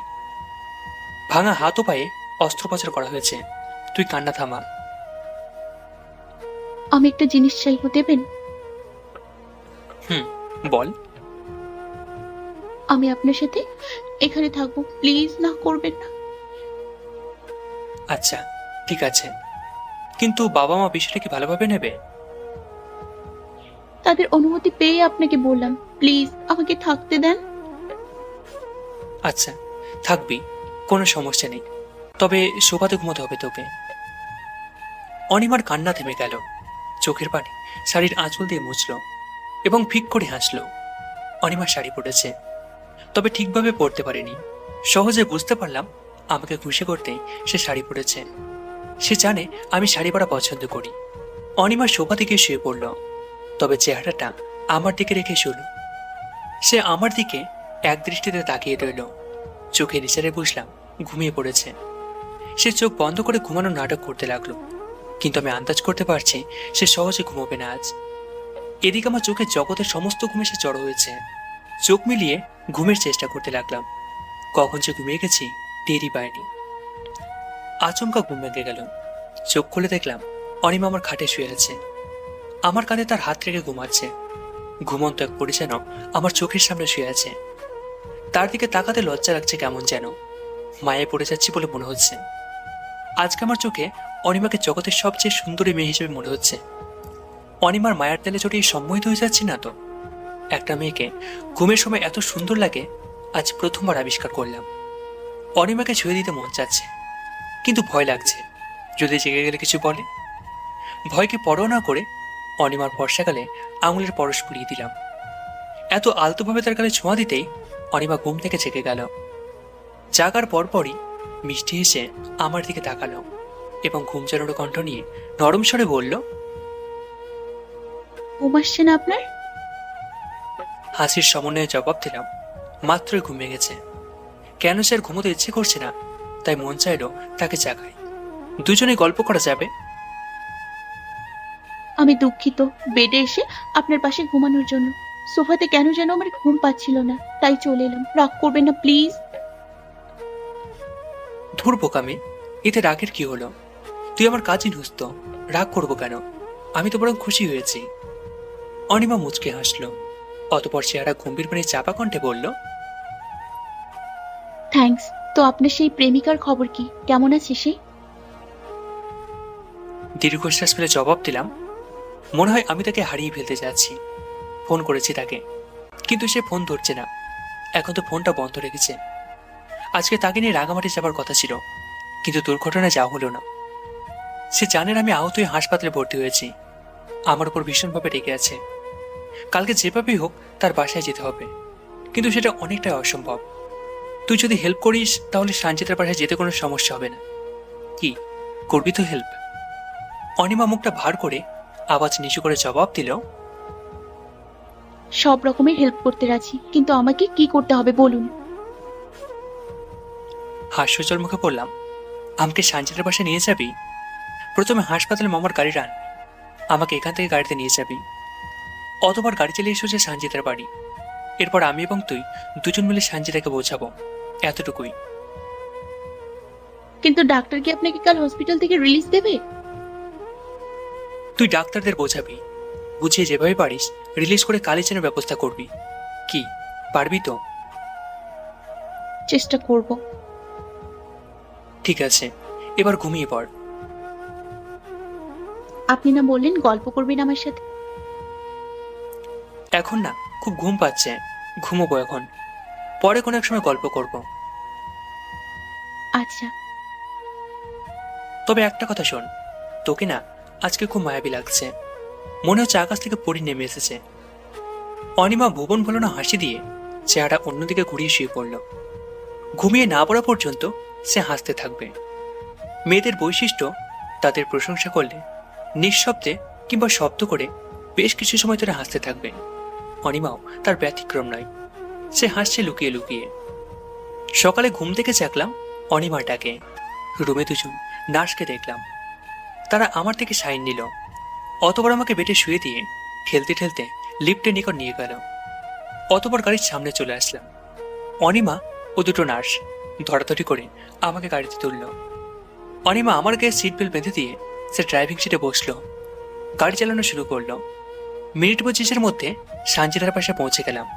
অনিমাকে বললাম, আমি গাড়িতে আছি, তুই সানজিদার বাসার ভিতরে ঢুকে সানজিদাকে পেলে বলবি যে আমি আহত হয়েছি এবং বলবি তার বাসার গেটে দাঁড়ানো। এটা বললে সে চলে আসবে। অনিমা আমার কথা মতো সানজিদার বাসার ভিতর ঢুকলো। মিনিট 15 পর অনিমা একা ফিরে এলো। তার চোখে মুখে কেমন যেন এক ধরনের মন খারাপের অভিব্যক্তি লক্ষ্য করলাম। আতঙ্কাতঙ্ক ছাপও বিরাজ করছিল। সে আমার পাশে বসে উদ্বিগ্ন ভাব নিয়ে ঢোক গিলে বলল, আপনাকে যা দেখাবো সেটার জন্য মানসিকভাবে প্রস্তুতি নিন। নিজের মনকে শক্ত করার চেষ্টা করুন। প্রথমে ভেবেছিলাম কাজটা করে ঠিক হবে না, কিন্তু পরে ভাবলাম আপনার জীবন মরণের প্রশ্ন, তাই করতেই হলো কাজটা। অনিমার কথার মধ্যে রহস্যের গন্ধ খুঁজে পাচ্ছিলাম। তার কথায় রহস্যের ছেলে আটকে গেলাম। চিন্তায় পড়ে গেলাম, সে কি দেখতে চাচ্ছে। নিশ্চয় অপ্রত্যাশিত কিংবা অপ্রীতিকর কিছু। কপালে চিন্তার ছাপ পেলে উত্তেজিত কণ্ঠে বললাম, কি দেখাবি দেখা? অনিমা শক্ত কণ্ঠে বলল, ধৈর্য ধরতে পারবেন তো? আরে দেখা তো। অনিমা তার সেলফোনে ভিডিও প্লে করে আমার সামনে ধরল। কয়েক সেকেন্ড পর চোখ ফিরিয়ে নিলাম। নিস্তব্ধ হয়ে রইলাম। কষ্টের সাগরে সাঁতার কাটছিলাম। বুকে হাজারো বিষযুক্তদের বিদ্ধ হচ্ছে বলে মনে হচ্ছিল। কখনো ভাবিনি সানজিদা এমনটা করবে। সে আমাকে এত বড় ধোঁকা দেবে মনের ভুলেও এটা ভাবনায় আসেনি। চোখ দিয়ে যেন হেঁটে হেঁটে অশ্রু গড়িয়ে পড়ছিল। কিন্তু কিছুক্ষণ পর নিজেকে সামলে নিলাম। এই ভেবে যে মানুষটা আমাকে এত বড় ধোঁকা দিতে পারে তার জন্য কেন চোখের জল ফেলব? অশ্রু তো তার জন্য ছড়াবো যে আমাকে মন প্রাণ উজাড় করে ভালোবাসবে। কখনো ধোঁকা দেওয়া তো দূর, ধোঁকা দেবার চিন্তা মাথায় আসবে না। সানজিদার জন্য চোখের জল ঝরানো বন্ধ করলাম।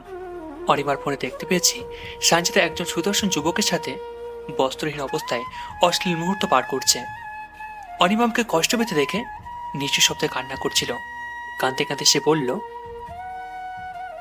বিশ্বাস করেন, আমি আপনাকে কষ্ট দিতে চাইনি। প্রথমে ভেবেছিলাম ভিডিওটা করব না, কিন্তু পরে ভাবলাম আপনি যাকে ভালোবাসেন সে যে আপনাকে ধোঁকা দিয়ে যাচ্ছে সেটা আপনার চোখে ধরা পড়া দরকার। এজন্যই ভিডিওটা করলাম। সে তার বেডরুমের দরজা খোলা রেখে অশ্লীলতায় মেতে উঠেছিল। আমি ভিডিও না করে পারিনি, তবে এখনই আমি ভিডিওটা ডিলিট করছি। ওয়েট। অনিমা ভিডিওটা ডিলিট করলো। এদিকে আমার মন থেকেও সানজিদার নাম ও ভালোবাসা চিরদিনের জন্য ডিলিট হয়ে গেল। 7 মাস পরের ঘটনা। আমার ভাবি প্রেগনেন্ট। এমন খবর পেয়ে সবাই দুশ্চিন্তায় সাঁতার কাটছে। ভাইয়া 2 বছর ধরে বিদেশে, এর মধ্যে দেশে আসেনি, অথচ ভাবির সন্তানের মা হতে যাচ্ছে। ভাবি অন্তঃসত্ত্বা এই খবর ভাইয়াকেও দেওয়া হলো। সে 7 দিনের মধ্যে দেশে ফিরবে বলে জানিয়ে দিল। ভাইয়া ও ভাবির বৈবাহিক সম্পর্ক 5 বছরের। ভাইয়া 2 বছর ধরে বিদেশে রয়েছে। আমি যতদূর জানি ভাবির ইচ্ছেতেই তারা সন্তান নিতে চায়নি। এজন্য এতদিন তারা সন্তানের মুখ দেখেনি। ভাইয়া দেশে তেমন ভালো জব না পাওয়ায় ভাবি তাদের বিয়ের 3 বছর পর ভাইয়াকে ইতালি পাঠিয়ে দিয়েছিল। ইতালি যেতে যত টাকা খরচ হয়েছিল সবই ছিল ভাবির টাকা। ভাবি তার বাপের বাড়ি থেকে টাকাগুলো এনে ভাইয়াকে দিয়েছিল। ভাবি প্রেগনেন্ট এটা শোনার 7 দিন পর ভাইয়া ইটালি থেকে দেশে ফিরল। এরই মধ্যে ভাবিকে অনেক কথা শুনতে হয়েছে। সেদিন আমরা জানতে পারলাম ভাবি প্রেগনেন্ট। সেদিনে আব্বু সিদ্ধান্ত নিয়েছিল ভাইয়া ও ভাবির মধ্যে ডিভোর্সের ব্যবস্থা করবেন। ভাবির নিকট জানতে চেয়েছিলেন যে পেটের ওই অনাগত সন্তানের বাবাকে। এর উত্তরে ভাবি শুধু একটা কথাই বলেছিল, যে এর উত্তর আপনাদের ছেলে দেবে। সে ইতালি থেকে ফিরুক। ভাইয়া দেশে ফিরল। ভাবির ব্যাপার নিয়ে সে সবাইকে স্পষ্টভাবে বলল। আমি 6 মাস আগে দেশে এসেছিলাম, কিন্তু বাসায় আসিনি। হোটেলে উঠেছিলাম। এসেছিলাম একটা কাজের জন্য। মাত্র 2 দিন ছিলাম। শুধু তোমাকে বলেছিলাম দেশে এসেছি। তাকে বলেছিলাম কেউ যেন না জানে, কারণ পরিবারের বাকি সবাই জানলে ইতালিতে সহজে আর যাওয়া হবে না। আমি যে হোটেলে উঠেছিলাম তোমা সেখানে এসেছিল অবশ্য। রাতটা আমরা হোটেলে কাটিয়েছিলাম। ভাইয়ার কথা শুনে সবার মন থেকে সন্দেহের চাদর সরে গেল, শুধু আমি বাদে। আমার বুকে এখনো পাথরটা রয়ে গেছে। সরে গেলে ভালো হতো। এ তারিখে দেশে আসার কথা বলেছে। সেই তারিখে বিশেষ কারণে নৌ ও বিমান যোগাযোগ বন্ধ হয়েছিল। ভাইয়া মাত্র 5 দিন দেশে থেকে আবারও ইতালি চলে গেল।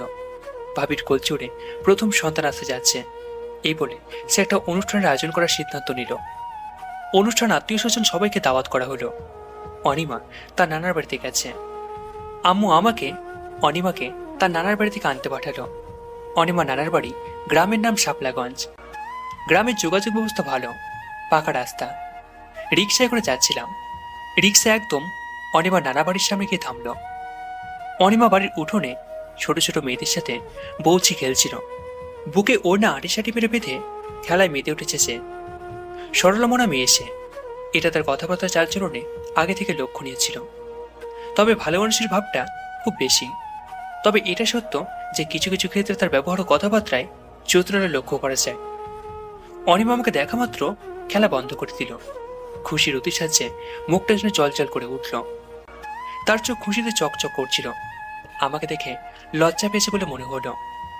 তার ভরসাকালে রক্ত চাপার মতো লাল আবা কেটে তুলল। তাকে এত অসাধারণ লাগছিল। গ্রামে এতদিন থাকতে যদিও অনিমার গায়ে ময়লা জমে গেছে, তবুও তাকে সুন্দর লাগছে। Natural beauty. অনিমা খুশির অতিসাহ্যে লাজুক হাসি কালে মেখে ধীর পায়ে আমার দিকে এগিয়ে আসতে লাগলো।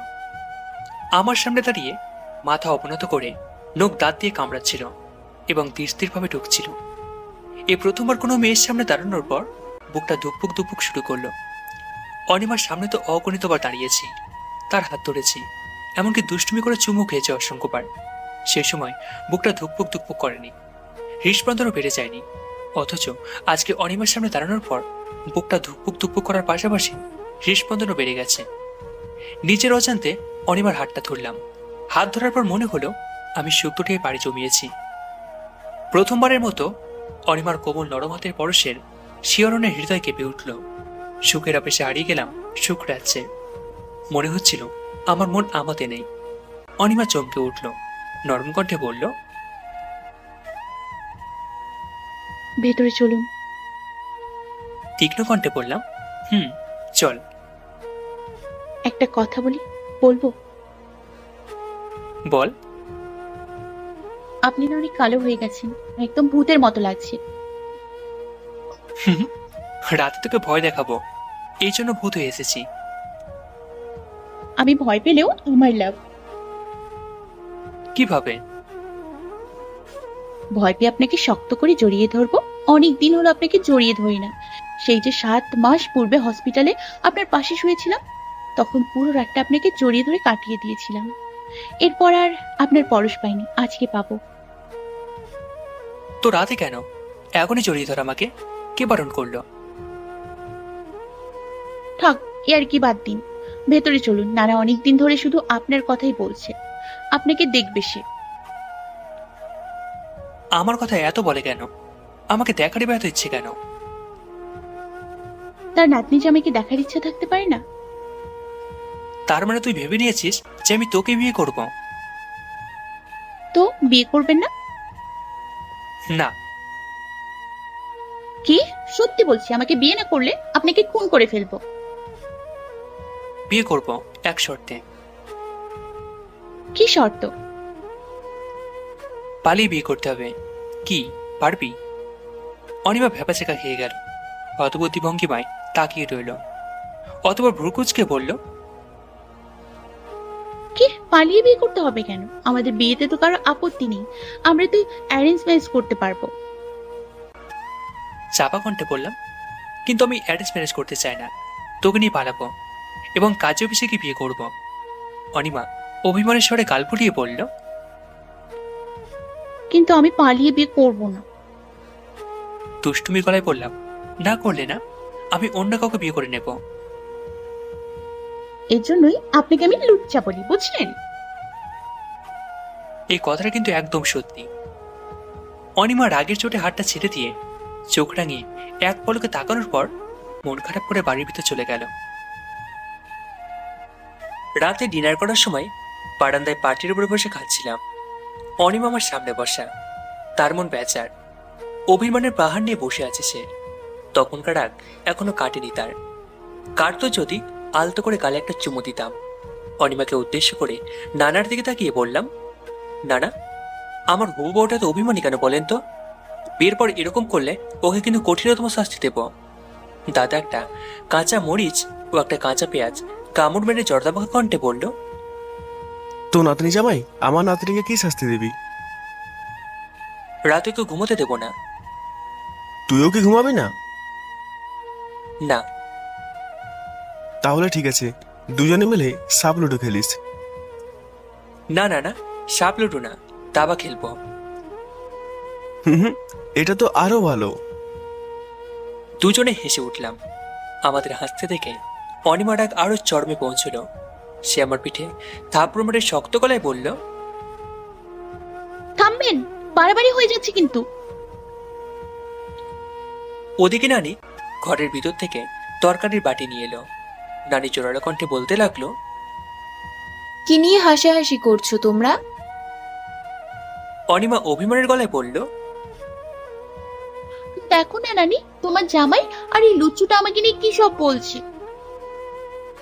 নানি চোখ মেরে তীক্ষ্ণ কণ্ঠে আমাকে বলল,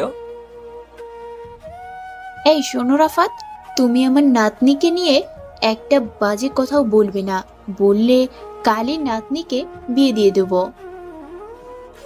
আমি হাসতে হাসতে বললাম, কার সাথে বিয়ে দেবে গো বড় বউ? তোর সাথে রে ছাড়া।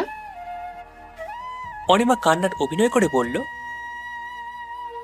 নানি, তুমি ওর দলে চলে গেলে? কি করব বল, এত সুন্দর একটা বর পেতে যাচ্ছিস, ওর দলে না গেলে কি হয়? পরে যদি হাতছাড়া হয়ে যায়?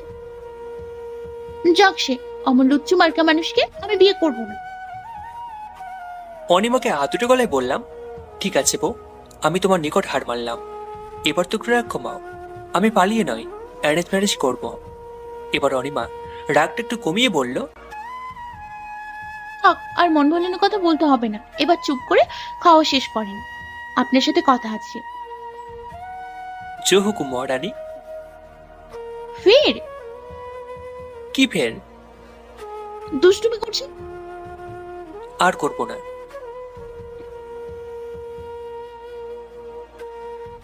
রাত 10টার দিকে অনিমা আমার রুমে এলো।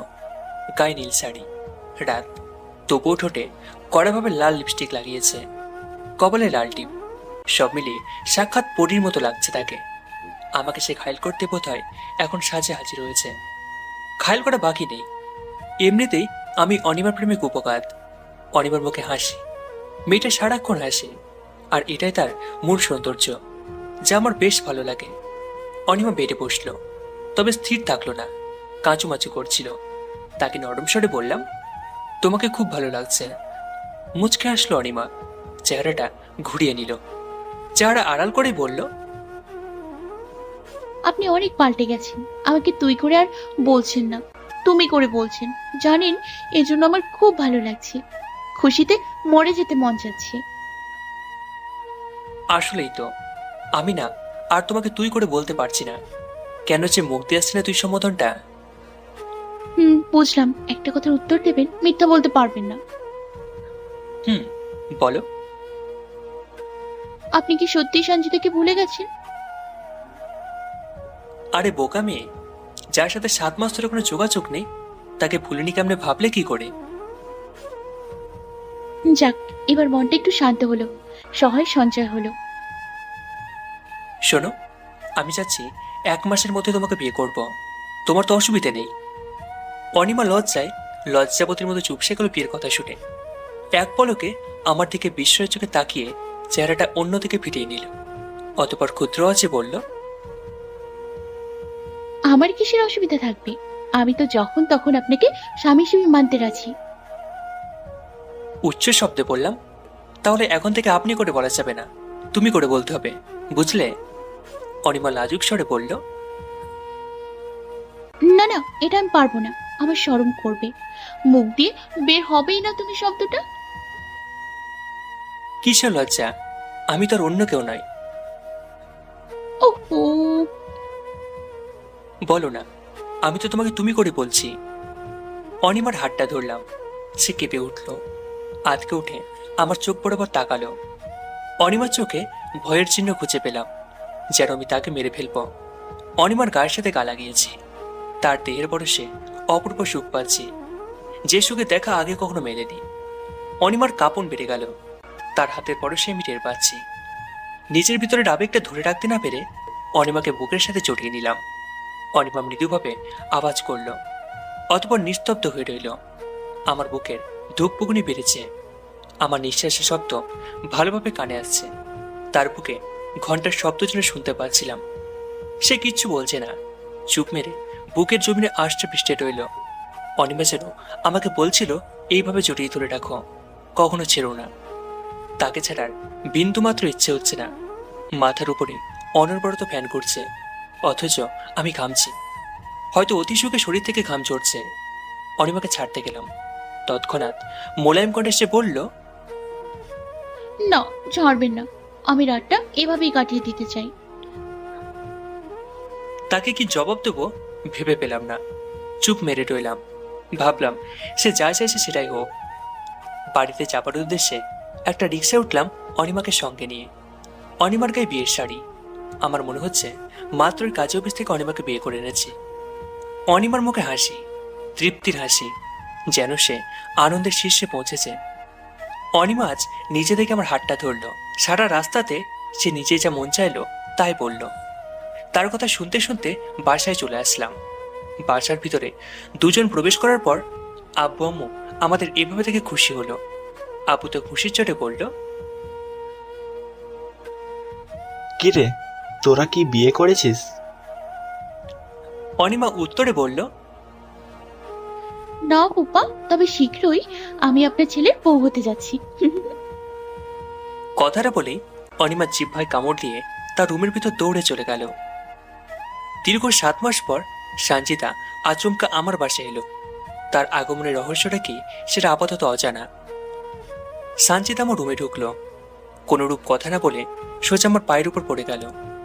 কান্নায় বুক ভাসিয়ে ফেললো যেন। ফুপিয়ে ফুপিয়ে কাঁদতে কাঁদতে বলল, বিশ্বাস করো, আমি জানতাম না যে তুমি দুর্ঘটনায় আহত হয়েছিলে। যখন জানলাম তখন জেনেও লাভ হয়নি, কারণ তখন তুমি আমার জীবন থেকে সরে গিয়েছিলে ভুল বোঝাবুঝির কারণে। লজ্জা ও ভয়ে তোমার সামনে দাঁড়ানোর সাহস পাইনি তখন। আমি জানতে পেরেছিলাম যে তুমি যেদিন দুর্ঘটনায় আহত হলে তার পরের দিন আমার বাসায় এসেছিলে। আমার বাসায় এসে একটা অপ্রীতিকর ঘটনা অবলোকন করেছিলে, কিন্তু তুমি হয়তো জানো না ওই মেয়েটা আমি ছিলাম না, ওটা আমার ছোট বোন ছিল। আমি কেন ওরকম বাজে কাজ করতে যাব? যেখানে আমি তোমাকে পাগলের মতো ভালোবাসি, সেখানে আমি কেন ওরকম একটা কাজ করব অন্য কারোর সাথে? ওই কাজটা করেছিল আমার ছোট বোন। সে ওই দিন তার বয়ফ্রেন্ডকে নিয়ে বাসায় এসেছিল। বাসায় সেদিন আমি ছিলাম না। বাবা মা তো আগে থেকেই ওই বাসাতে থাকে না। বাসা ফাঁকা পেয়ে বোনটা যা মন চেয়েছিল তাই করেছিল। তোমাকে কখনো বলিনি যে আমার একটা বোন আছে যে কিনা দেখতে হুবহু আমার মতো। তার কথা তোমার নিকট বলিনি, তার সাথে পরিচয় করিয়ে দিইনি, একটাই কারণে, আমাদের বিয়ের দিন তোমাকে চমকে দেব বলে। কিন্তু সব উলট পালট হয়ে গেল।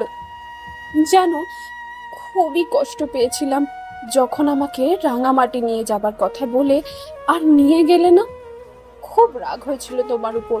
হয়তো রাগের বশে তোমার ফোন ধরিনি, তোমার সাথে কথা বলিনি, এমনকি ব্রেকআপ পর্যন্ত করেছিলাম। আমার বাসা থেকে সেদিন হুটহাট করে কোনোরূপ কথা না বলে চলে গেলে এবং দুপুরের মধ্যেও তোমার দেখা পেলাম না। তখন জানতে পেরেছিলাম তুমি রাঙামাটি না গিয়ে হাসপাতালে তোমার কাজিনের সাথে দেখা করতে গেছো। এটা শুনে আরো রাগ হয়েছিল তোমার প্রতি। রাগটা কমতো যদি তুমি হাসপাতাল থেকে আমার নিকট আসতে। যদিও তুমি যে বাইক দুর্ঘটনায় আহত হয়েছিলে এটা তখন জানা ছিল না আমার। 3 দিন পর জানতে পারলাম তোমার ব্যাপারটা। তোমার নম্বরে অনেকবার কল করেছিলাম কিন্তু তোমাকে পাইনি, তোমার নম্বর বন্ধ ছিল। তোমার নতুন বাসার ঠিকানাটা জানা ছিল না বলে তোমার বাসাতেও যেতে পারিনি। তোমার কাছাকাছি হতে পারলে সমস্ত ভুল বোঝাবুঝির অবসান ঘটতো, কিন্তু সেটা হলো না। আজকে দীর্ঘ 7 মাস পর তোমার সঙ্গে দেখা করলাম। অনেক কষ্টে তোমার বাসার ঠিকানা পেয়ে ক্ষমা চাইতে এসেছি। প্লিজ ক্ষমা করে দাও আমাকে। তুমি যদি আমাকে মাফ না করো এবং আমাকে আপন করে না নাও তাহলে সত্যি সত্যি মরা ছাড়া আমার কোনো পথ থাকবে না। সত্যি আমি মরে যাব। এই যে দেখো বিষ সঙ্গে করে এনেছি, হয় তুমি আমাকে আপন করে নেবে, না হয় মৃত্যুকে আমি আপন করে নেব। আমি তুমি হীনা এই পৃথিবীতে বেঁচে থাকতে চাই না। সঞ্চিতার কথা না বিশ্বাস করতে পারছি না অবিশ্বাস। তবে তাকে দেখে বুকের ভিতরে চাপা কষ্টটা জেগে উঠল। প্রথম ভালোবাসা সে, তাকে ভুলে যাওয়াটা অতটা সহজ নয়। মনে হচ্ছে এখনো আমি সঞ্চিতাকে ভালোবাসি। হয়তো এই আপত্তিকর ভিডিওটা তার প্রতি ঘৃণার উদ্যোগ ঘটিয়েছিল। যদি সত্যি সত্যি ওটা সঞ্চিতা করে না থাকে তাহলে তাকে আপন করে নেওয়ার জন্য দ্বিতীয়বার ভাববো না। কিন্তু অনিমাকে নিয়ে ঝামেলায় পড়ে গেলাম। তার প্রতি কয়েকদিনে তৈরি হওয়া ভালো লাগাটাকে আমি ভালোবাসা ভেবে নিয়েছিলাম। আসলেই এই ভাবনাটা ছিল বড় রকমের ভুল। এখন মনে হচ্ছে ওটা কিছুতেই ভালোবাসা ছিল না, ছিল অন্ধ মোহ, অন্ধ করে দেবার মতো মোহ।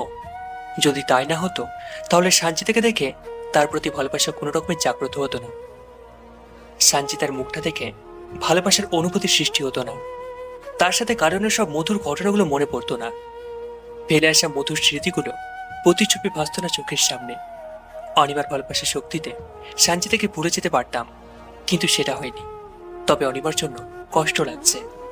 যদি সঞ্চিতাকে আপন করে নিই তবে মেয়েটা অনেক কষ্ট পাবে। কিভাবে যে তাকে ম্যানেজ করব সেটাই বুঝে উঠতে পারছি না। সে চিন্তা পরে করব, আগে সঞ্চিতার কথা সত্যি কিনা যাচাই করতে হবে। তাকে রাগান্বিত স্বরে বললাম, তোমার আরেকটা বোন আছে এবং দেখতে তোমার মতো, এটা যে সত্যি সেটা প্রমাণ করো। সঞ্চিতা তোরজোর কণ্ঠে বলল, আমি মিথ্যা বলতে আসিনি, যা সত্য তাই বলছি। এর সত্যতার প্রমাণ তুমি পাবে। যদি সত্যি হয় তাহলে আমি কথা দিলাম তোমাকে আপন করে নেব। যদি মিথ্যা হয় তাহলে মনে রেখো তোমার কপালে দুঃখ লেখা আছে। প্রমাণ করো যে তোমার চমচ বোন আছে। সঞ্চিতা উচ্ছ্বসিত কণ্ঠে বলল, আমি আমার ছোট বোনটাকে সঙ্গে করে নিয়ে আসছি। সে বাসার গেটে দাঁড়িয়ে আছে, ফোন দিচ্ছি, সে চলে আসবে। সঞ্চিতা সত্যি সত্যি ফোন করলো। মেয়েটাকে আসতে বলল। মিনিট 5 পর দরজায় কড়া নাড়ল কে যেন। রুমে ঢুকতে অনুমতি দিলে একটা মেয়ে ওড়না দিয়ে মাথা রেখে রুমের ভিতর প্রবেশ করলো। কৌতূহলী মন ও চোখ মেয়েটার চেহারা দেখার জন্য ছটফট করছিল যেন। সঞ্চিতা নিচেই মেয়েটার মাথা থেকে ওড়না সরালো। ওড়না সরাতেই আমি আটকে উঠলাম। অবাক চোখে তাকিয়ে রইলাম। থ মেরে দাঁড়িয়ে রইলাম। চোখ সরাতে যেন মনই চাইছে না। আসলে মেয়েটা দেখতে হুবহু সঞ্চিতার মতো, একটু অমিল নেই। হতভম্ব হয়ে দাঁড়িয়ে রইলাম এবং দু বোনের চেহারা দিকে বারবার নজর দিচ্ছিলাম। সঞ্চিতা আমার হাতটা ধরে মিনতির স্বরে বলল, প্লিজ এবার তো মাফ করো আমাকে, প্লিজ। আমি কিন্তু মিথ্যা বলিনি, প্রমাণ তো পেয়েছই তুমি। এতটা ভালোবাসি তোমাকে, মিথ্যা কি বলতে পারি বলো? তবুও যেন সন্দেহ দূর হচ্ছিল না। মেয়েটাকে প্রশ্ন করা জরুরি। তাকে জিজ্ঞাসা করলাম, এই মেয়ে, সে কি তোমার বড় বোন হয়? মেয়েটা সহজ সরল জবাব দিল, জি ভাইয়া, আমার বড় বোন সে। আজকে থেকে 7 মাস পূর্বে তুমি তোমার বয়ফ্রেন্ডকে নিয়ে তোমাদের বাসায় এসেছিলে। জি ভাইয়া। লাজ লজ্জাকে বলে একটু শক্ত কণ্ঠে মেয়েটাকে জিজ্ঞাসা করলাম তার সাথে শারীরিক সম্পর্ক করেছিল ওই দিন। মেয়েটা লজ্জায় মাথা নিচু করে নরম গলায় বলল, সমস্ত সন্দেহ দূর হয়ে গেল। সানজিদাকে ভুল বুঝে থাকা আর মোটেও ঠিক হবে না। তাকে ছুঁয়ে দিতে মন চাচ্ছে, তবে লজ্জা লাগছে কেন যেন। কিন্তু লজ্জাকে জয় করতে হবে। পুরুষদের লজ্জা পাওয়া ঠিক না। কথায় আছে, শরম পেলে ভাত গরম পাওয়া যায় না। চোখ দুটো বন্ধ করলাম, দীর্ঘ একটা শ্বাস নিলাম, অতঃপর সানজিদাকে বুকের মধ্যে জড়িয়ে নিলাম। আচমকা রুমের ভিতর ঢুকে পড়ল অনিমা। তাকে দেখতে পেয়ে সানজিদাকে বুক থেকে সরিয়ে নিলাম। অনিমা আমার দিকে তেড়ে এসে সজোরে গালে একটা থাপ্পড় লাগিয়ে দিল। অতঃপর বাঁকা চোখে তাকিয়ে আমাকে উদ্দেশ্য করে শক্ত কণ্ঠে বলল, এমন বেইমানকে যেন কোনো মেয়ে বিশ্বাস না করে। কথাটা বলেই অনিমা রুম থেকে বের হয়ে গেল। সানজিদা আমার দিকে অদ্ভুত দৃষ্টিতে তাকালো। কিছুক্ষণ পর সে বলল, সে কি বলে গেল? কথাটার অর্থ কি? থতমত খেয়ে বললাম, ও কিছু না, ওর থেকে টাকা নিয়েছিলাম, এখনো শোধ করতে পারিনি। অথচ আজকে নতুন একটা শার্ট কিনেছি। গতরাতে বলেছিলাম টাকা নেই, পরে টাকা শোধ করব। আজকে শার্ট কিনেছি দেখে সে রেগে গেছে, এই জন্য সে আমাকে বেইমান বলেছে। আচ্ছা, এই ব্যাপার। ঠিক আছে, আমি তাহলে এখন যাই। আমি তোমাকে এগিয়ে দিই? না, আমি ছোট বোনকে নিয়ে অন্য একটা জায়গায় যাব। তাহলে এক কাজ করো, আমাকে একটা গিফট দিয়ে যাও। কি গিফট? একবার লিপ লক করব, তুমি রাজি হলেই হবে। ছোট বোনটার সামনে এমনটা করব? সে অন্যদিকে ঘুরে দাঁড়াবে। এটা শুনতেই সানজিদা ছোট বোন রুম থেকে বেরিয়ে গেল।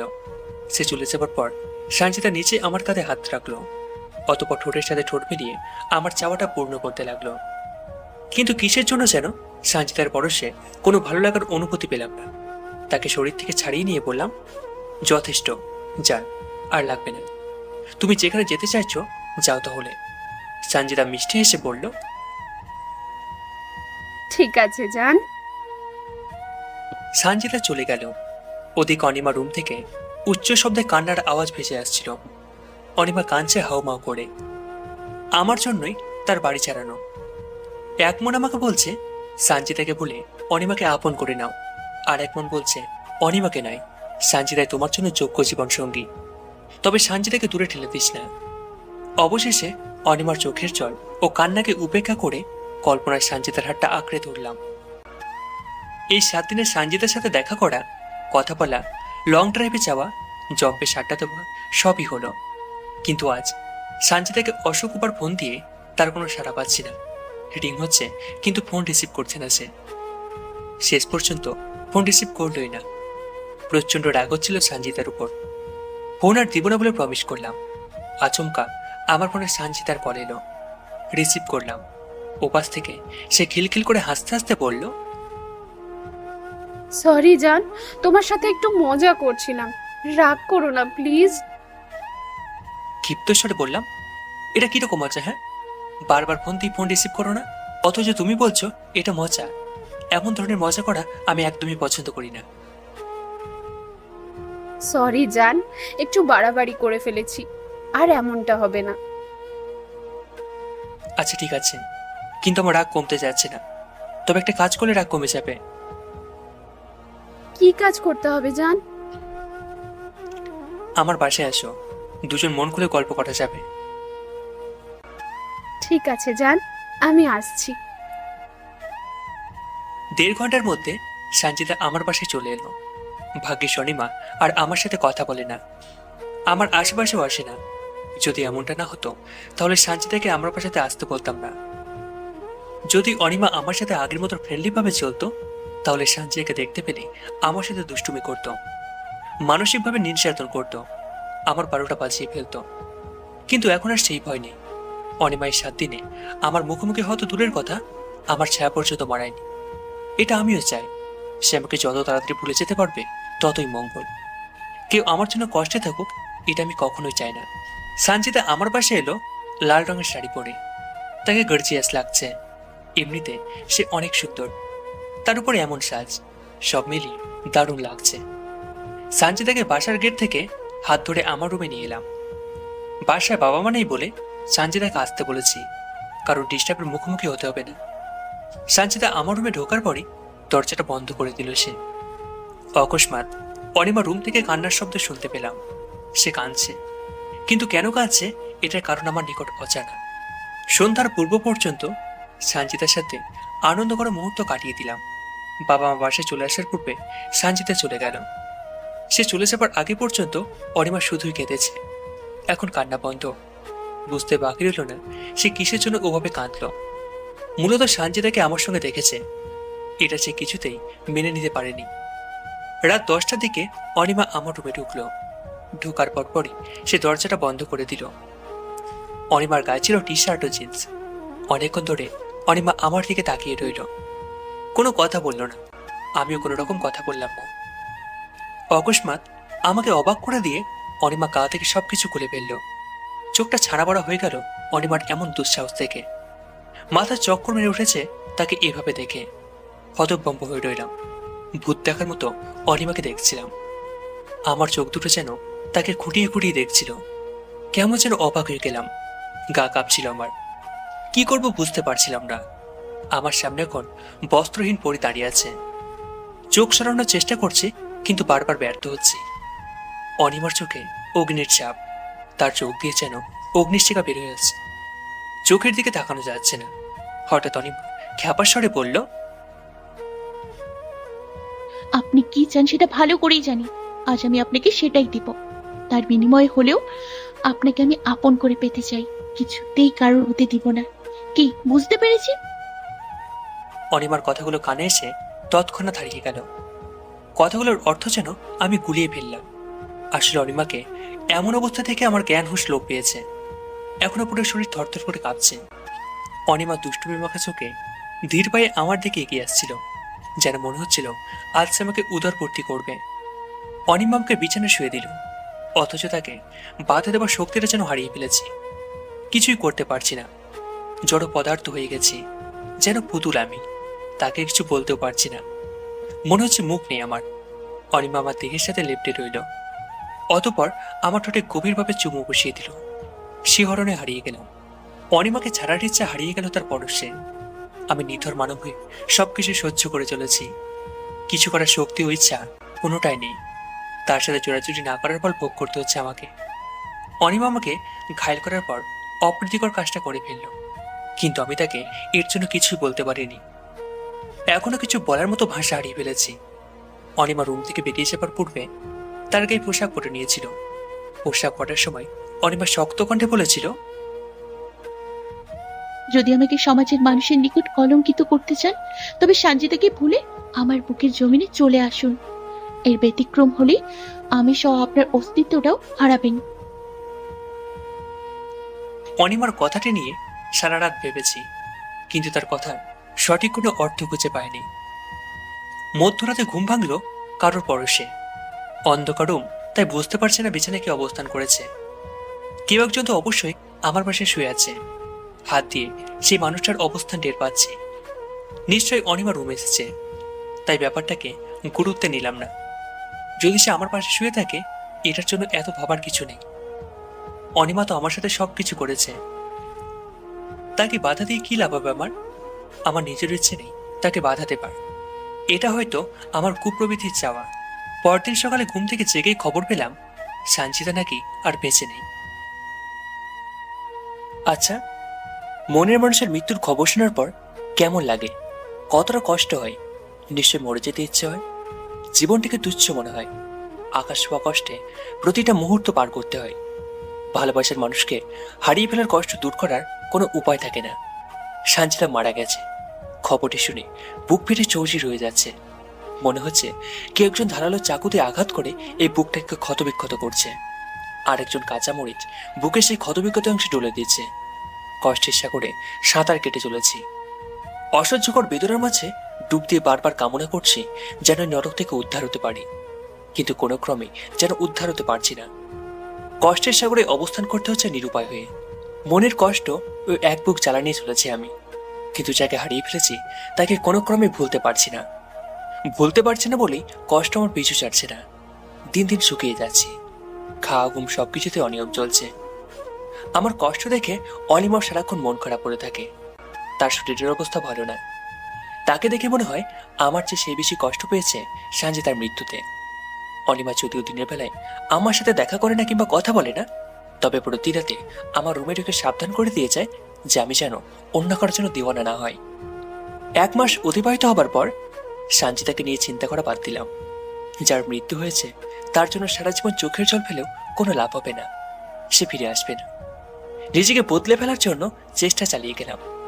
অনিমা আমাকে এতটা ভালোবাসে, তাকে আর কষ্ট দিয়ে কি হবে? তাকে জীবনসঙ্গী করে নিলে সেও খুশি হয়, সাথে আমিও কষ্টগুলোকে ভুলে যেতে পারি। কিন্তু অনিমা কি রাজি হবে? না হবার তো কথা নয়। প্রতিটা রাতেই তো আমার নিকট তার মনের চাওয়ার কথা ব্যক্ত করে যায়, পাশাপাশি আমাকে সতর্ক করে যায়। অনিমাকে কিছু বলার আগেই আম্মু আমাকে বিয়ের জন্য প্রস্তুতিকরণের কথা বলে গেল। অনিমার সাথে শীঘ্রই আমার বিয়ে হবে, এমন খবরে মনটা খুশিতে ভরে গেল। অনিমার সাথে বিয়ের কথা শুনে কেন জানি অতীতের সমস্ত কষ্টগুলো হারিয়ে গেল। ধূসর এই জীবনটা রঙিন হয়ে গেল। তবে অনিমাকে দেখে খুশি মনে হলো না। তার চেহারা দেখে মনে হচ্ছে বিয়ের খবরে সন্তুষ্ট নয়।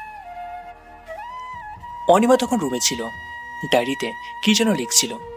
রুমে ঢুকলাম, তার পাশে বসলাম। মৃদুভাবে কেসে নরম গলায় বললাম, তুমি কি বিয়ের খবর শুনে খুশি হওনি? অনিমার কোনো জবাব পেলাম না। আবারও বললাম, আমার চেয়ে তোমারই তো বেশি খুশি হবার কথা ছিল। আমাকে তো মন প্রাণ উজাড় করে ভালোবাসো, বিয়ে করার জন্য একদম পাগল হয়ে গেছিলে। অথচ আজ বিয়ের কথা শুনে মুখটাকে বেচার করে রেখেছ, যেন আমাকে বিয়ে করতে চাচ্ছ না। সত্যি কি বিয়ে করতে চাও না? অনিমা এতক্ষণ অন্যদিক চেহারা ঘুরিয়ে রেখেছিল, আবার সে চেহারাটা আমার দিকে ফিরে নিচু কণ্ঠে বলল, আমি খুশি হলেই বা আপনার কি, আর অখুশি হলেই বা আপনার কি? বিয়ের ব্যাপারে আমার কোনো হাত নেই। আমি তো পুতুল। আপনারা যেটা করবেন সেটাতেই আমার মত থাকবে। ও, বুঝতে পারছি, সত্যি সত্যি তুমি আমাকে বিয়ে করতে চাও না, তাই তো?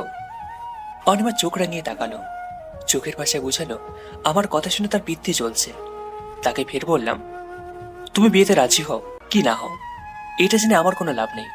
তোমাকে যে সামনের সপ্তাহে বিয়ে করতে যাচ্ছি, এটাই আমার শেষ কথা। কি বুঝতে পারলে তো? অনিমা আওয়াজ উঁচু করে বলল, আপনি আবার চোখের সামনে থেকে যান তো, মেজাজ ঠিক নেই। চোখ কপালে তুলে বিস্ময়ের কণ্ঠে বললাম, যাব না। কি করবে তুমি? মাইর দিব।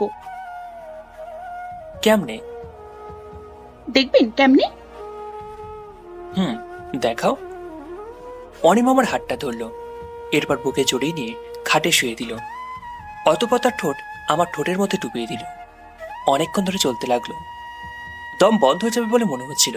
তার ভাবমূর্তি দেখে মনে হচ্ছে আমাকে ছাড়বে না সে। ঠোঁটের বরসে শুক্রাজ্যে হারিয়ে গেছে বোধহয়। ভাবতে না ভাবতে সে আমাকে ছেড়ে দিয়ে দুষ্টমিষ্টি স্বরে বলল, কি কেমন লাগলো? বাকরুদ্ধ হয়ে গেছি, তথাপি অস্পষ্ট স্বরে বললাম, ভালো লেগেছে। তবে একটা কথা বলি, তুমি একটু নির্লজ্জ আছো। আমার সাথে এসব করতে তোমার লজ্জা লাগে না? অনিমা পিটপিট করে হেসে বলল, না লাগে না। আমার হাজবেন্ডের সাথে যা ইচ্ছা তাই করব, এতে লজ্জার কি হলো? বা, বিয়ে হলো না তার আগে হাজবেন্ড, ভালো তো। তবে ভালো লাগছে যে তোমার মন খারাপের চেহারাটা বিলীন হয়ে গেছে। সত্যি করে বলো তো, এতক্ষণ কিসের জন্য মন খারাপ করেছিলে? কতবার বিয়ে হবে আমাদের? মানে কি বলছে এসব? কিছুই না, বাদ দেন। বলো, কিসের জন্য মন খারাপ করেছিলে? এমনি, আপনি কেমন যেন একবার সানজিদার পিছু নেন, তো তাকে ভুলে আমার পিছু নেন, ফের আমাকে ভুলে তাকে আপন করে নেন। যখন সে মারা গেল তখন বুঝতে পারলেন আপনি তো একা হয়ে গেছেন, অন্য কাউকে দরকার, তাই বাধ্য হয়ে আমার কাছে ছুটে আসেন। মন থেকে আসেননি জানি। অনিমার কথা শুনে লজ্জিত হলাম। অপরাধের চেহারা বানিয়ে ক্ষীণ স্বরে বললাম, ভুল বুঝছো আমাকে। সত্যি বলতে কি, আমি সানজিদাকে মন থেকে ভালোবেসেছিলাম, তাই থেকে ভুলে যাওয়া সম্ভব হচ্ছিল না। কিন্তু আমি তো নিজের জীবনটাকে শেষ করে দিতে চাই না, কাউকে তো জীবন সঙ্গী করে নিতে হবেই। তাছাড়া তোমার মতো এত ভালো একজন জীবনসঙ্গী হিসেবে কামনা করা কি ভুল বলো? আপনি তো সর্বপ্রথম আমাকেই ভালোবেসেছিলেন, যখন কেউ আপনার জীবনে আসেনি। আপনার মুখের কথাটাই বলছি। আপনি বলেছিলেন, আমি আপনার পাশে থাকলে পুরো পৃথিবীটা যেন আপনার হয়ে যায়, সবকিছুকে রঙিন লাগে। আমার পরশ পেলে ভালোবাসার পরশ পান সবকিছুতে। কিন্তু সেই আমাকে ভুলে গিয়ে সানজিদাকে নিজের জীবনে জড়ালেন। বলেন তো কেন? অবাক হলাম অনিমার কথায়। আশ্চর্যজনিত হয়ে অনিমাকে উচ্চ শব্দে বললাম, কি বলছো এসব? তোমাকে আমি ভালোবাসতাম, তাও সানজিদার সাথে সম্পর্ক হবার আগে থেকে। এটা কি করে বলতে পারলে? আমি তোমাকে ভালোবাসতাম অথচ আমি জানি না। অনিমা একটা দীর্ঘশ্বাস ফেলে বলল, থাক, এসব বাদ দেন। আপনার এখন কিছুই মনে পড়বে না, বাদ দেন। আজকে অনিমার কথাতে অবাক হচ্ছি। তার কথাতে রহস্যের গন্ধ খুঁজে পাচ্ছি। কেমন একটা ঘোলাটে ধরনের কথা বলছে সে। বেশ কয়েকদিন আগে থেকে শুনতে পাচ্ছি আমার আব্বু আম্মুকে অনিমা আম্মা আব্বা বলে ডাকছে, কিন্তু সেটাকে গুরুত্ব নেইনি। কিন্তু সকাল থেকে শুনতে পাচ্ছি অনিমা আমার আব্বু আম্মুকে আব্বা মা বলে ডাকছে। বিয়ে ঠিক হয়েছে, পিতায় সে এভাবে সম্বোধন করে ডাকছে। এছাড়া অন্য কি কারণ হতে পারে? ব্যাপারটা আমার নিকট খুব ভালো লাগছে, উপভোগ করছি। তবে ভাবনায় পড়লাম কিছুদিন আগের ব্যাপারটা নিয়ে। তখন তো অনিমার সাথে আমার বিয়ে ঠিক ছিল না। তখন সে আব্বু আম্মুকে ওভাবে ডেকেছিল কেন? আর আব্বু আম্মু তো কিছু বলেনি, উল্টো তারা অনিমাকে বৌমা বলে সম্বোধন করেছিল। এর কি রহস্য থাকতে পারে? আজকে আমার বিয়ে, সকাল থেকে খুব দুর্বল লাগছে নিজেকে, চিন্তাগ্রস্ত আমি। অনিমাকে নিয়ে যত্রতত্র ভাবছি, ভাবনা যেন শেষই নেই। বিয়ে বাড়িতে মানুষের সমাগম ব্যাপক। আমাদের বাড়িতে বিয়ের সব আয়োজন হয়েছে, এখানে বিয়ে পালন হবে, তাই তো অনিমা আমাদের বাড়িতে আছে। অনেকবার অনিমার সাথে দেখা করেছি, তাকে খুবই আনন্দিত ও উচ্ছ্বাসিত লাগছিল। তাকে যখন বিয়ের শাড়ি পরানো হচ্ছিল তখন তাকে এত সুন্দর লাগছিল যে বলার মতো নয়। কাজে যখন বাসায় এলো এবং অনিমাকে স্টেজে নিয়ে যাওয়ার জন্য মামি অনিমার রুমে গেল, তখন রুমে তাকে খুঁজে পাওয়া গেল না। মামি ভেবেছিল অনিমা ওয়াশরুমে গেছে, কিন্তু প্রায় ঘন্টাখানেক সময় পার হয়ে যায়, সে ওয়াশরুম থেকে আর বের হয় না। অতপর ওয়াশরুমের দরজায় হাত লাগিয়ে দেখা হলো, দরজা খোলা, ভিতরে কেউ নেই। পুরো বাসা খুঁজেও অনিমার কোনো খোঁজ পাওয়া গেল না। বুঝতে আর বাকি রইল না যে মেয়েটা আমাকে ধোকা দিয়ে চলে গেছে। নিশ্চয় সে আমার অগোচরে অন্য কারোর সাথে সম্পর্ক করেছিল, কিংবা আমি তাকে এড়িয়ে চলেছিলাম, তাকে বারবার ফিরিয়ে দিয়েছিলাম। সেটার প্রতিশোধ তুলছে এভাবে। অনিমার জন্য কষ্টে বুকটা ফেটে যাচ্ছিল। আমার কপালটা এমন, যাকে আপন করে নিতে চায় সে আমার জীবন থেকে হারিয়ে যায়। মদের দোকানে বসে সমস্ত ঘটনাগুলো আমার বেস্ট ফ্রেন্ডের সাথে শেয়ার করছিলাম। রাত প্রায় 1টা পার হয়ে গেছে। বন্ধু আমাকে তার গাড়িতে করে আমার বাসায় পৌঁছে দিল। মদ খেয়েছি, তবে অল্প। তবুও ঢুলতে ঢুলতে সিঁড়ি বেয়ে রুমের দিকে পৌঁছলাম। দরজাটা সরিয়ে রুমের ভিতর প্রবেশ করলাম। চমকে উঠলাম, বিয়ের সাজে খাটে বসে আছে একজন। চোখ ডলে ফের তাকিয়ে দেখলাম অনিমা বসে আছে। তবে কি সে পালিয়ে যায়নি? পালিয়ে না গেলে বিয়ে পড়ানোর সময় কেন উপস্থিত হলো না? কিসের জন্য এমনটা করলো সে? না না, মাথায় আর কিচ্ছু আসছে না। অনিমার পাশে বসলাম। এসবের মানে কি? কেন এমনটা করলে? অনিমা মাথা নিচু করে আছে। মাথা উঁচু করে আমার দিকে তাকিয়ে ক্ষীণ কণ্ঠে বলল, ঠিক কাজ করেছি। কাউকে আশা দিয়ে আশাহত করলে কেমন লাগে সেটা উপলব্ধি করতে পেরেছেন নিশ্চয়ই।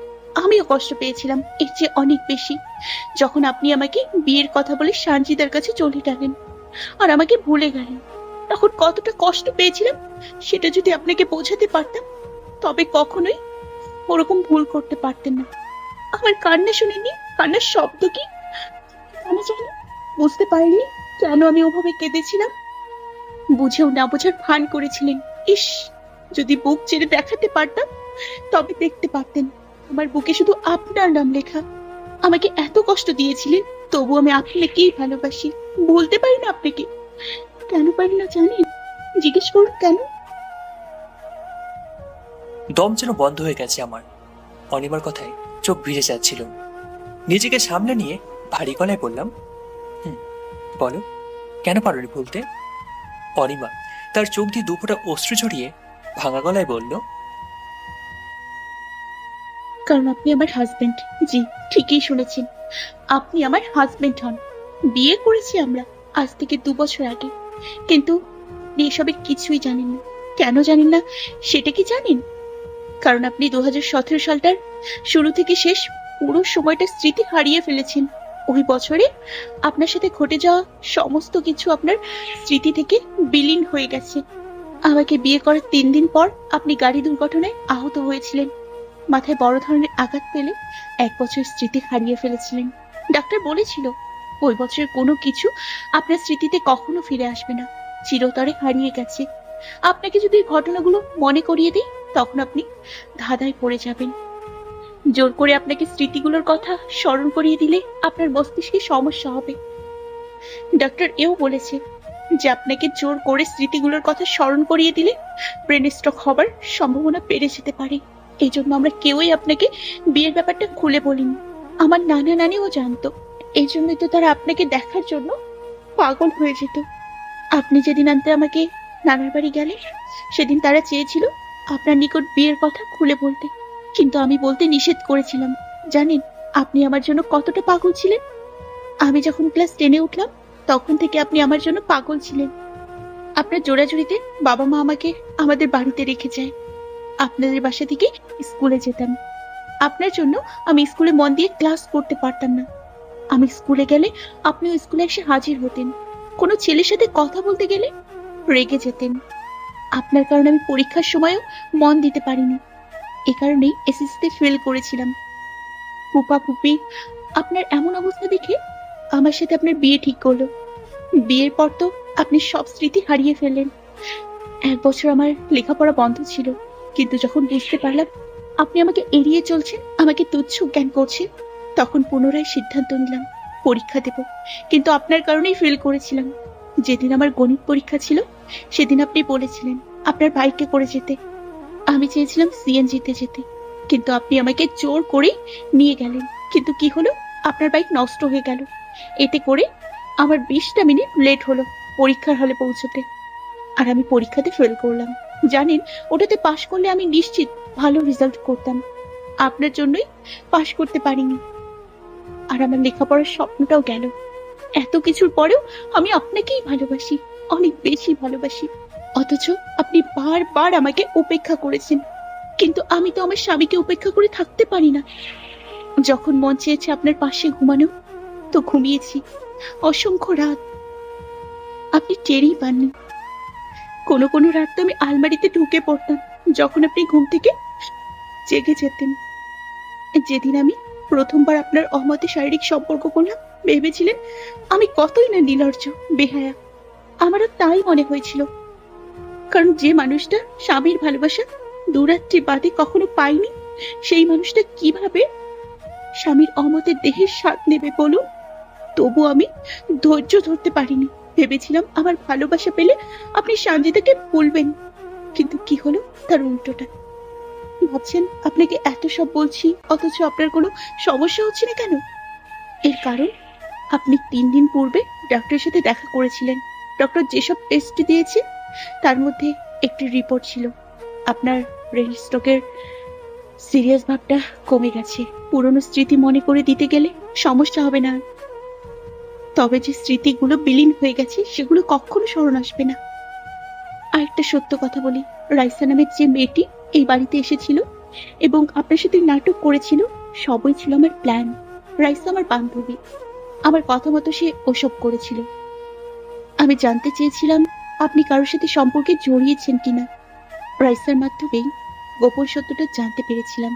যখন রাইসা আপনার সাথে নাটক করলো তখন ফুপা ফুপু ভেবেছিল আপনি নিশ্চয়ই ওর সাথে সম্পর্ক করছেন। এই জন্যই তারা ভাবলো আপনাকে মিছামিছি বলবে আমার সাথে আপনার বিয়ের কথা। তাই তো রাইসা চলে যাবার পর ফুপা ফুপু আপনার নিকট বিয়ের কথা বলল। কিন্তু আপনি জবাবে কি বলেছিলেন? সঞ্জিতা নামের একজনকে ভালোবাসেন। এটা শুনে সেদিন অর্ধেকটাই ধ্বংস হয়ে গেছিলাম আমি। যাক সেসব কথা, এখন আমি স্পষ্ট করে একটা কথা বলছি, হয় আপনি আমাকে আপন করে নেন, না হয় দূরে ঠেলে দেন। সেটা একান্তই আপনার ব্যাপার। তবে মনে রাখবেন আমি কখনো এই বাড়ি ছাড়ছি না। এবং আমার পাগলামিগুলো বন্ধ হবে না। আমার দু চোখে পানি, অনুশোচনার পানি অঝোর তারা ঝরছে বৃষ্টির মতো করে। দু চোখের কোণে আটকাচ্ছে না আর, গড়িয়ে গড়িয়ে পড়ছে, কাল পিছে একাকার। অন্তর পুড়ে যাচ্ছে যেন। এতদিন ধরে আমি আমার সধমণিকে কষ্ট দিয়ে আছি, যে কিনা আমাকে পাগলের মতো ভালোবাসে। জগতের কোনো মেয়ে কারোর জন্য এত পাগল ছিল কিনা সেটাই সন্দেহ। দুটো বছর ধরে যে মানুষটা আমার কাছে ছিল, একটা বার স্বামীর ভালোবাসা, স্বামীর পরশ পাবার জন্য প্রহর করেছে, কিন্তু সে পায়নি ভালোবাসা, পায়নি স্বামীর পরশ। পেয়েছে শুধু কষ্ট, আর হয়েছে অবহেলার শিকার। বুকে শত শত কষ্ট জমিয়ে রেখে দিনের পর দিন আশায় বুক বেঁধে অপেক্ষায় থেকেছে। চেয়েছিল তার স্বামী যেন তার হাত দুখানা চিরদিনের যেন ধরে, কিন্তু ধরিনি তার রাত, ফিরিয়ে দিয়েছি। কিন্তু কিন্তু এখন আর ভুল করবো না। সে স্মৃতিগুলো আমার জীবন থেকে হারিয়ে গেলেও অনিমার মুখের প্রতিটি কথাকে মূল্যায়ন করব আমি। সত্যি বলতে কি, তার কথাগুলো যেন আমার চোখের সামনে ভাসছে, মনে হচ্ছে যেন সত্যি ঘটনাগুলো ঘটেছে। অনিমাকে বুকের মধ্যে জড়িয়ে নিলাম, হাওয়া করে কাঁদতে লাগলাম। কান্না মিশ্রিত কণ্ঠে বললাম, আমি আর তোমাকে ছাড়বো না। আমার ভালোবাসা আমি ফিরে পেয়েছি। এতদিন আমি অন্ধকারে ছিলাম, শেষ পর্যন্ত আমি আলোতে ফিরে এসেছি। তুমি পারবে সারা জীবন ধরে আমাকে আলোকিত জীবনটা উপহার দিতে। আমার ভুলগুলোকে মার্জনা করে শেষ পারের মতো সুযোগ দাও তোমার ভালোবাসার মানুষ হবার জন্য, প্লিজ। অনিমাও কাঁদছে, তার কান্নার শব্দে যেন আমার অন্তরাত্মা শুকিয়ে যাচ্ছিল। অনিমাকে আরো শক্ত করে জড়িয়ে নিলাম। ক্রমে তার কান্নার আওয়াজটা কমছিল। মনে হচ্ছে আমি নতুন জীবন ফিরে পেয়েছি। এই জীবনটা শুধু সুখের। প্রতিটা মানুষ এরকম সুখময় জীবনের আকাঙ্ক্ষা করে। আমার আকাঙ্ক্ষা পূরণ করেছে আমার স্ত্রী অনিমা। আমি আমার স্ত্রীকে ভালোবাসি। 3 দিন পর সঞ্জিতার বোন সাদিয়া আমার বাসায় এলো। তার বোনকে ছাদ থেকে ফেলে দিয়ে হত্যা করা হয়েছিল, কিন্তু সেটার কোনো প্রমাণ নেই। সাদিয়া নিজে মুখে স্বীকার করলো তার বোনকে সে ছাদে থেকে ফেলে দিয়ে হত্যা করেছে। তার বোনের প্রতি আক্রোশের কারণ সঞ্জিতা বহু পুরুষের সাথে অবৈধ সম্পর্কে লিপ্ত। এমনকি সঞ্জিতা সাদিয়ার বয়ফ্রেন্ডকেও ছাড়েনি। ওই দিন আসলে সঞ্জিতা সে অশ্লীলতা করেছিল, অথচ সঞ্জিতা সাদিয়াকে দিয়ে মিথ্যাচার করিয়েছিল।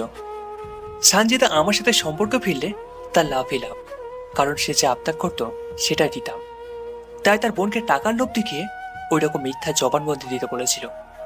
সাদিয়া সেটাই করেছিল, আর আমিও বিশ্বাস করেছিলাম। সাদিয়া তখনও জানতো না যে সেদিন সঞ্জিতা ঠিক কার সাথে অশ্লীলতায় মেতেছিল। সঞ্জিতা সাদিয়ার নিকট মিথ্যা বলেছিল যে তার ক্লাসমেটের সাথে ওসব করেছে, কিন্তু যখন সাদিয়া জানলো যে সঞ্জিতা ওই সমস্ত অশ্লীলতা সাদিয়ার বয়ফ্রেন্ডের সাথে করেছে, তখন সাদিয়া আর নিজের আগে সংবরণ করতে পারেনি। তার বোনকে খুন করার চেষ্টায় মেতে উঠেছিল। এরপর সে এই জন্য যখনও চেষ্টা ও চিন্তা ভাবনা থেকে সরে গিয়েছিল। কিন্তু আবার যখন সঞ্জিতা তার ছোট বোনের বয়ফ্রেন্ডের সাথে বেডশেয়ার করলো, তখন তার বোনের নিকট ধরা পড়ে গেল। অতঃপর সাদিয়া প্রথমে তার বয়ফ্রেন্ডের গোপন অঙ্গ কেটে ফেলেছিল, এবং ঠিক 1 ঘন্টা পরে বাসায় তার বোনকে ছাদে ডেকে নিয়ে ছাদ থেকে ধাক্কা মেরে ফেলে দিয়েছিল। আর এই সমস্ত ঘটনা সাদিয়া আমার নিকট এসে বলল, এবং বলেই চলে গেল। এও বলে গেল যে তার বোনের সঙ্গে আমার ভাবিরও হাত ছিল। এর অর্থটা ঠিক বুঝে উঠতে পারছিলাম। সেদিনই ভাবির সাথে কথা বলতে তার রুমে গেলাম, কিন্তু তাকে পেলাম না। বিছানার উপরে উল্টোভাবে রাখা ডায়েরি ও কলম পড়ে থাকতে দেখলাম। নিশ্চয় ভাবি কিছু লিখতে নিয়েছিল। লেখা বাদ দিয়ে হয়তো কোথাও গেছে। ডায়েরিটা হাতে নিলাম, পেজ উল্টাতে লাগলাম। প্রথম পাতাতে চোখ গেল। সেখানে লেখা ছিল, আমি হচ্ছি ঝরা পাতা। এই পাতার স্থান হয় ডাস্টবিনে, না হয় চুলায়। ডাস্টবিনে গেলে পচে নিঃশেষ হব, চুলাতে গেলে জ্বলে পড়ে ছাই হব। কিন্তু না, একজন রাজকুমার আমাকে কুড়িয়ে নিয়ে গেল তার প্রাসাদে, সেখানে সাজিয়ে রাখলো কিছুদিন। আমি যেন নতুন জীবন ফিরে পেলাম, নব্য গজিয়ে ওঠা সতেজ সবুজ পত্র হয়ে গেলাম যেন। এরপর একদিন রাজকুমার ইচ্ছে করলো সে আমাকে বিয়ে করবে। বিয়ে করলো, চলতে লাগলো সংসার, কিন্তু সন্তান ছিল না। যখন আমি পতিতালয়ে ছিলাম তখন থেকে স্বপ্ন দেখতাম আমার সংসার হবে, বাচ্চা হবে, আমি মা ডাক শুনবো। কিন্তু এমন স্বপ্ন পূরণ হবে কখনো ভাবিনি। স্বপ্ন তো পূরণ হলো, তবে অর্ধেক। সংসার হলো, কিন্তু মা ডাক শোনার সৌভাগ্য হলো না। রাজকুমারের সেই ক্ষমতাই নেই। আমি তো জানি না আমি হিন্দু না মুসলিম, ডাস্টবিনে বড় হওয়া মেয়ে আমি। আমার ধর্ম, তাই ধর্মের বিধিবিধান আমার জন্য না। রাজকুমার যদিও তার পরিবারকে বলেছিল আমি হিন্দু থেকে মুসলিম হয়েছি, তার অফিসের কলিগ হিসেবে পরিচয় দিয়েছিল, তার একটা পরিচয় পেয়েছিলাম, কিন্তু দিন দিন আমি যেন পাগল হয়ে যাচ্ছিলাম। আমার মা হওয়ার আকাঙ্ক্ষা বেড়ে যাচ্ছিল। পতিতালয়ে মা হওয়া অসম্ভব ছিল। আমাদের যে দালাল মহিলা ছিল সে খুব কঠোর টাইপের মহিলা, বিশেষ করে আমার ব্যাপারে সতর্ক থাকতো যেন আমার পেট না বাঁধে। রাজকুমারের জীবন সঙ্গী হয়ে সংসার জীবন পেয়েও সন্তুষ্ট হচ্ছিলাম না, আমার দরকার বাচ্চা। তাই সিদ্ধান্ত নিলাম নতুন করে ঘৃণিত কাজ করব। কত শত পুরুষের শয্যার সঙ্গী হয়েছি, নতুন করে একজনের শয্যার সঙ্গী হলে কি বা হবে।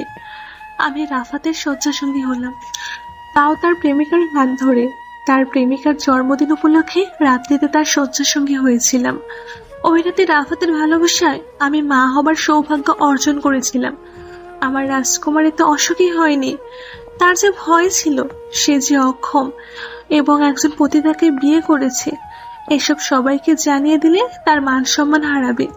এই ভয়ে সে রাফাতের বাচ্চাকে তার নিজের বাচ্চা হিসেবে মেনে নিয়েছিল। আমি সুখী, অনেক সুখী। যদি আমি পতিতা না হতাম, রাফাতের সঙ্গে হঠাৎ করে যদি কোনোদিন দেখা হতো, তবে তাকে দেখেই বলতাম তুমি আমার ভালোবাসা। আমি যেন রাফাতের প্রেমে পড়ে গেছি, কিন্তু অতিরিক্ত আকাঙ্ক্ষা মোটেও সুখকর নয়। তাই মনের আকাঙ্ক্ষাটাকে গোপনই রাখলাম, গোপন ভালোবাসাটাকে লুকিয়ে রাখলাম। 9টা পৃষ্ঠা উল্টিয়ে পুরো লেখাটাকে শেষ করলাম। ভাবির এই ছোট্ট জীবন কাহিনী পড়ে একবার তার জন্য কষ্ট লাগছিল, কখনো মায়া হচ্ছিল, কখনো বা ঘৃণা। এরপরও বিষয়টাকে আমার মাথা থেকে সরিয়ে ফেলার চেষ্টা করলাম। ডায়েরি 9টা পৃষ্ঠা ছিঁড়ে ফেললাম, ছাদিকে সবগুলো পৃষ্ঠা পুড়িয়ে ফেললাম। পুড়ে ছাই হয়ে গেল। ঠিক তখনই অনিমা ছাদে এলো, তার গায়ে শাড়ি চড়ানো। সকালে আমি তাকে পরিয়ে দিয়েছিলাম, দারুণ লাগছে তাকে। কাগজ পুড়ে ছাই হয়ে গেছে। এটা থেকে অনিমা তীক্ষ্ণ কণ্ঠে বলল,